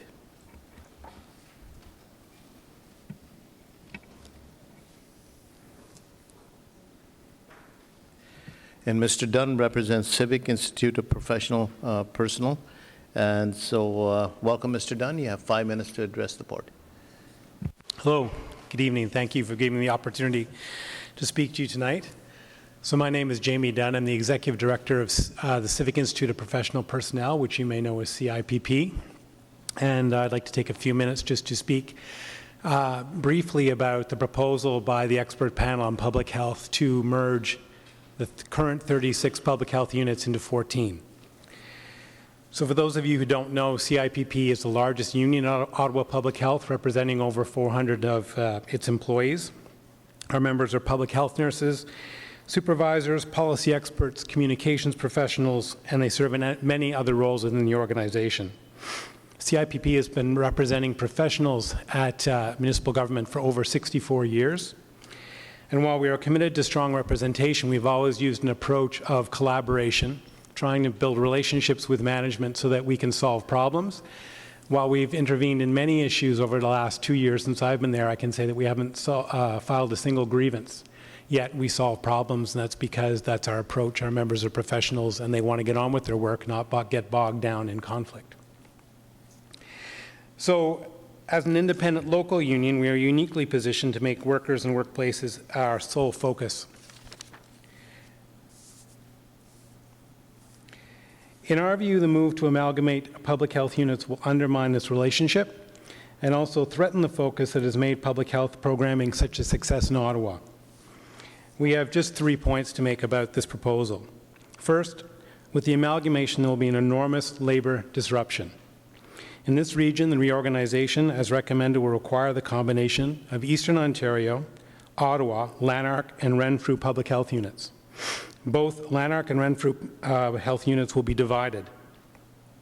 This will create an overlapping jurisdiction of at least a half a dozen unions and require highly competitive representation votes. These campaigns will not only be distracting for employees, but they will disrupt personal and professional relationships for many months to come, or perhaps years, because I've seen situations where close colleagues after these representation votes don't speak to each other for years.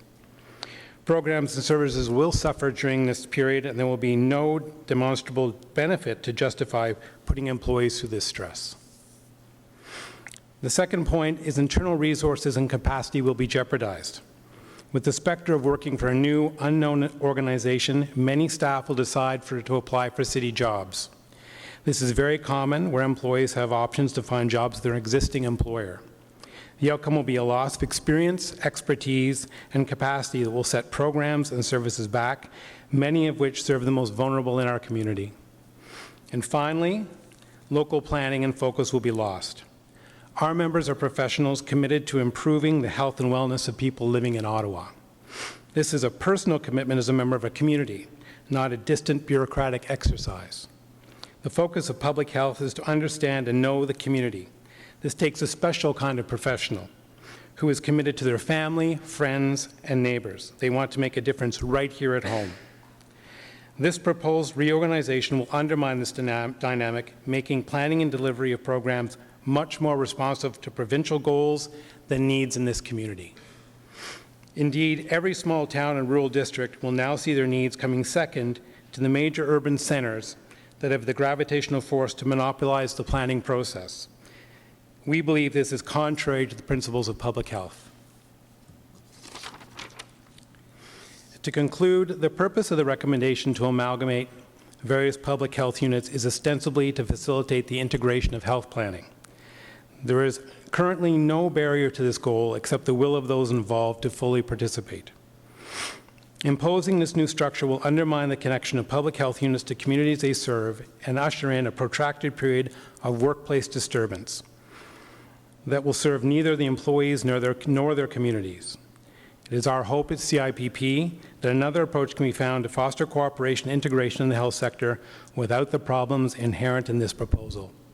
Thank you very much for your time, and I'll answer any questions you might have. Thank you very much, Mr. Dunn.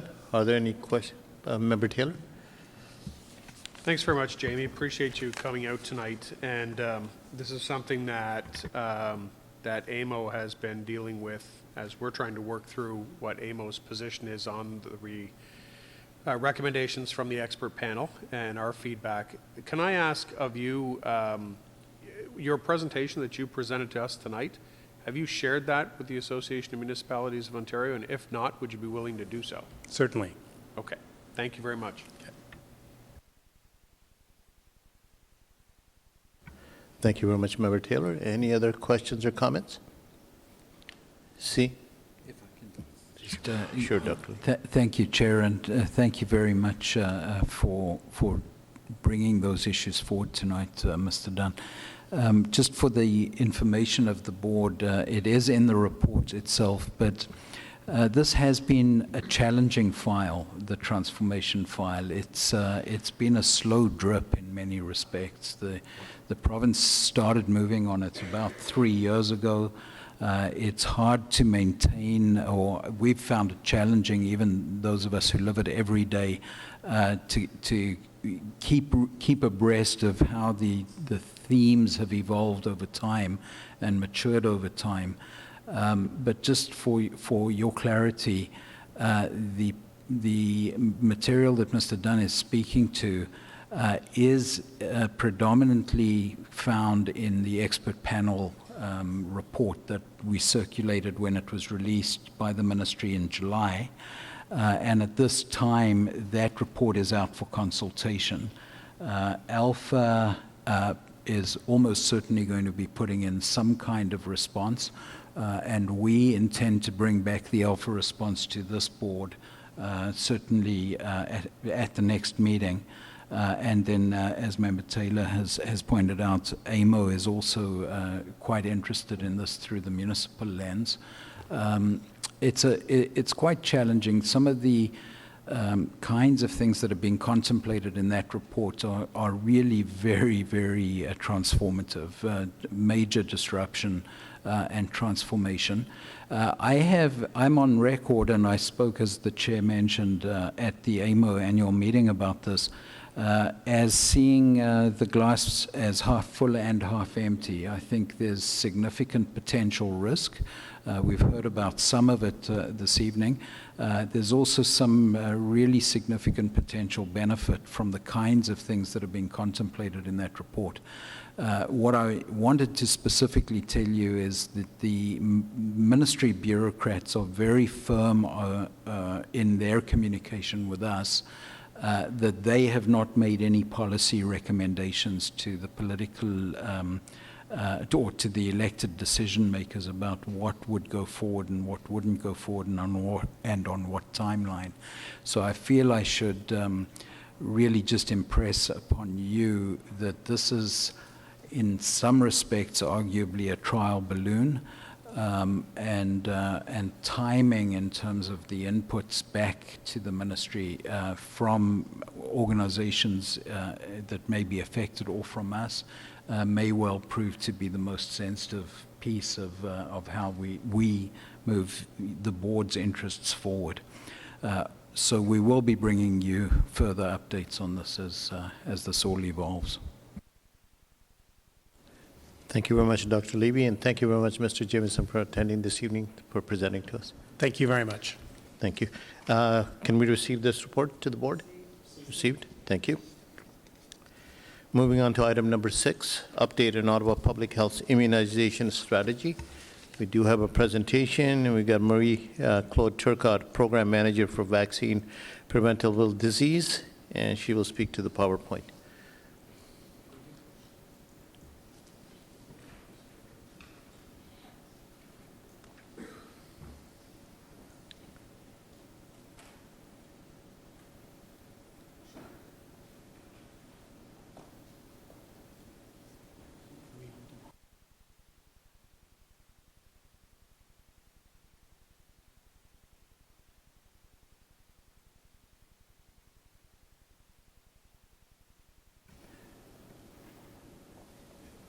Good evening, Mr. Turcotte. Your floor is yours. Thank you. Thank you. Bonsoir, Monsieur le Président et membres du Conseil. Je suis Marie-Claude Turcotte, Program Manager for Immunization, and with me are Dr. Carolyn Pym, Associate Medical Officer of Health, and Lindsay Whitmore, Epidemiologist. Last June, I came to you with an update on our multi-phase immunization strategy, and today I'm back with another update, as there has been some planning work and provincial changes over the summer that have an impact on our operations. More specifically, I'm here to provide updates on the Every Child, Every Year phase, which focuses on improving immunization surveillance status of all children and youth, and the Reducing Inequities phase, which is focused on identifying subpopulations that faced health inequities and implementing interventions that are targeted at their specific needs. Over the past 2 years, we've focused our immunization surveillance efforts on children and youth in schools. Our next step was to assess the immunization records of children who attend a licensed child care center. This summer, our staff worked with the operators of 114 child care centers to ensure that all children were properly immunized. I'm happy to report that we now have close to 80% compliance in those 114 centers. Our plan is to increase the number of child care centers we work with, and we're hoping to work with all 300 child care centers next summer. Last August, the Ministry of Health and Long-Term Care announced a new HPV vaccine that will be publicly funded for grade 7 students. We welcome that announcement, as this new vaccine will provide added protection to youth. Amendments to the Immunization of School Pupils Act. Last month, the Ministry of Health and Long-Term Care also announced the details of the implementation of the amendments to the Immunization of School Pupils Act. As of September 1st, 2017, parents who wish to file an immunization exemption for non-medical reasons will need to complete an education session. The education session must be done in person by the local health unit and before the parent submits the exemption. In Ottawa, we'll be booking individual appointments for parents at 100 Constellation. We'll be looking at the online module, and then they'll have opportunities to ask questions with one of our public health nurses. Our first education session is booked for tomorrow afternoon. In the first months of implementation, we'll be monitoring to assess whether or not our implementation needs to shift with different sites and with different timeframes.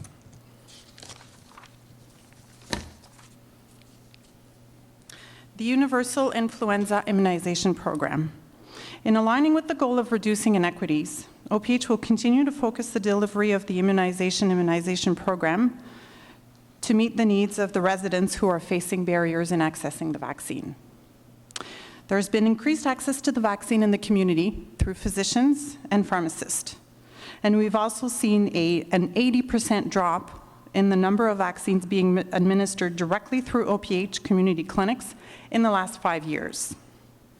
This year, we'll adjust the hours of certain community clinics, more specifically the ones that had lower attendance and the ones that are located in urban areas well served by pharmacies. We'll continue to assess clinic location and hours and adjust accordingly. This is the first step in reducing community influenza immunization clinics to reallocate resources to support the under-immunized residents.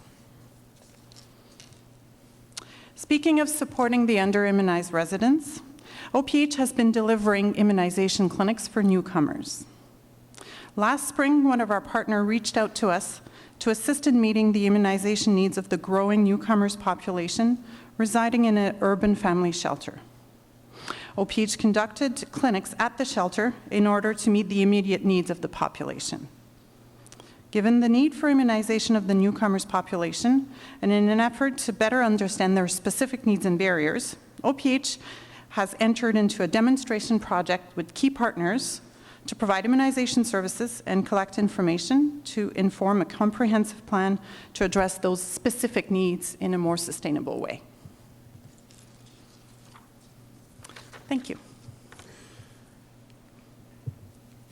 Any questions or comments? Member Kapoor? Thank you for that. I recognize the extra work that a lot of this is taking, especially the education for those who are seeking an exemption. I saw from our written report that the government's said that there will be an opportunity to apply for funding. Do we have any details on timelines for that, or how much we could? Is it actually going to be adequate for the increased workload?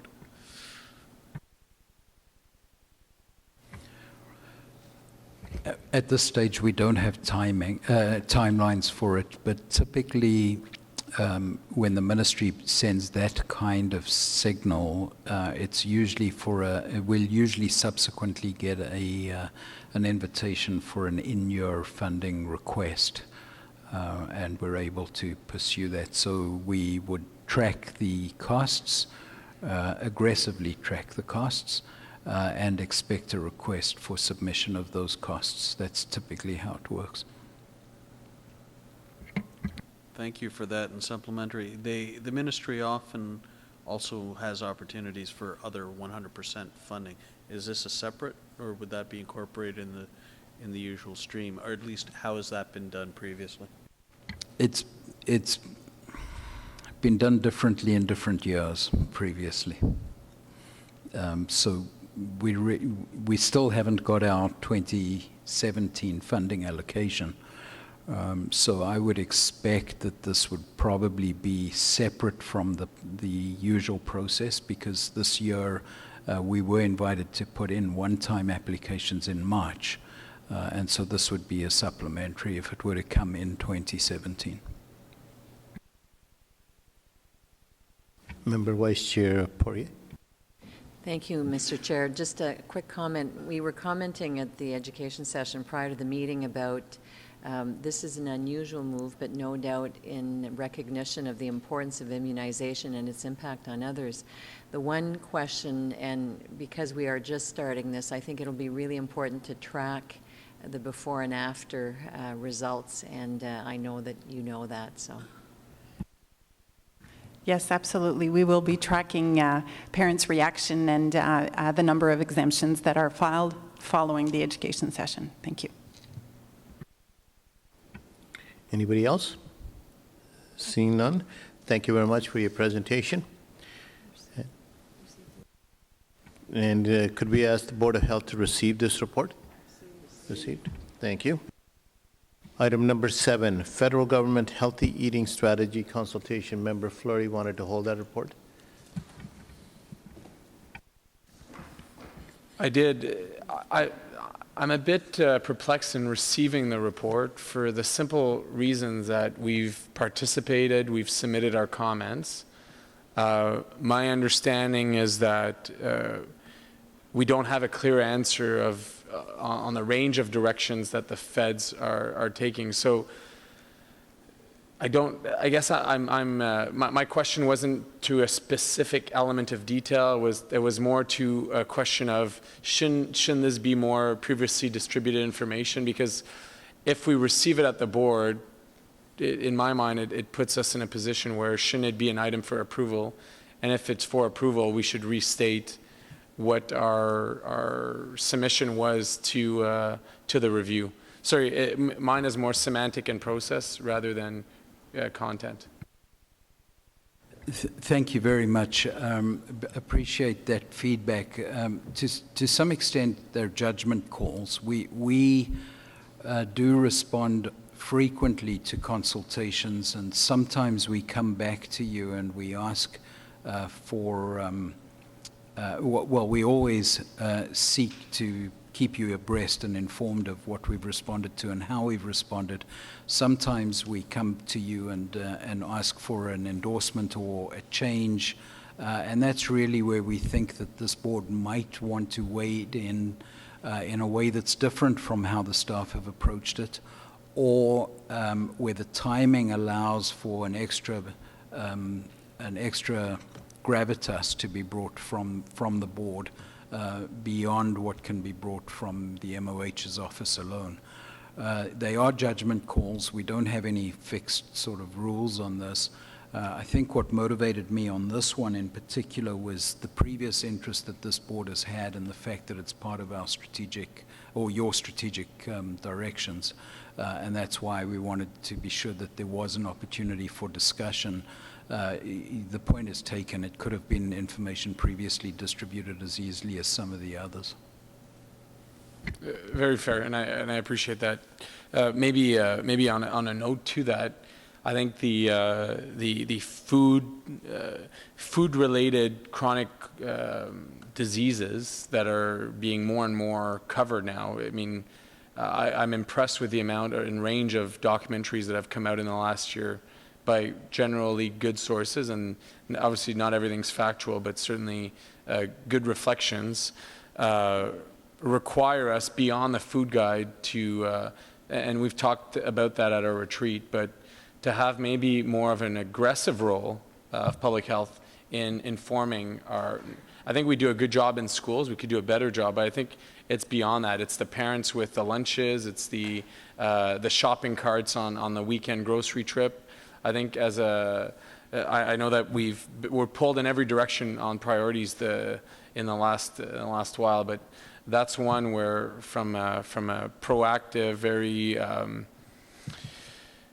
very innovative way, like I think we should have booths in our grocery stores and advise folks on what they have in their grocery bags and so on. And I'm not saying we should do that every week everywhere, but we should be way more proactive, because there's decisions are made in grocery stores by families that are not necessarily informed on what they're eating and what they're preparing for their families. And I think that's certainly a big challenge for those who are trying to stay healthy and not bring about those illnesses.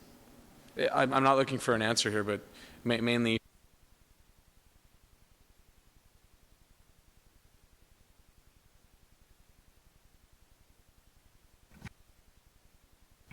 Thank you very much, Member Fleury, and that we'll take as an advisement. All right, going forward. Thank you. Can we receive this report? Received. Thank you. Okay, moving on to motion to adopt reports. Member Kakish.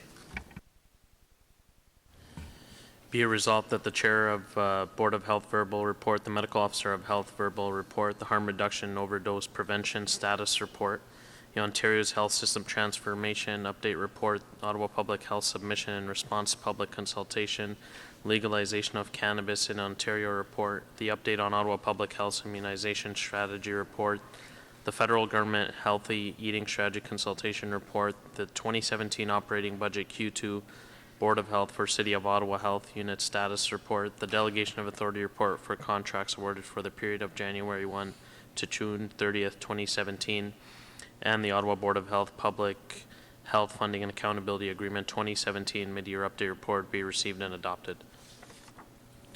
Is that carried? Thank you. Motions of which notice has been given previously, there are none. Motions requiring suspension of rules of procedure, and none at this time. Notice of motion for consideration at subsequent meeting. I have none at the present time. Confirmation bylaw, Member Kakish, please.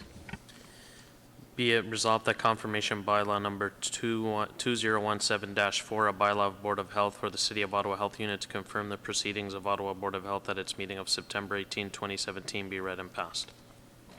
Carried. Thank you. Inquiries and answers, I have none at this time. And adjournment. Can we call for adjournment? Carried? Thank you very much. Thanks, everybody, for participating this evening.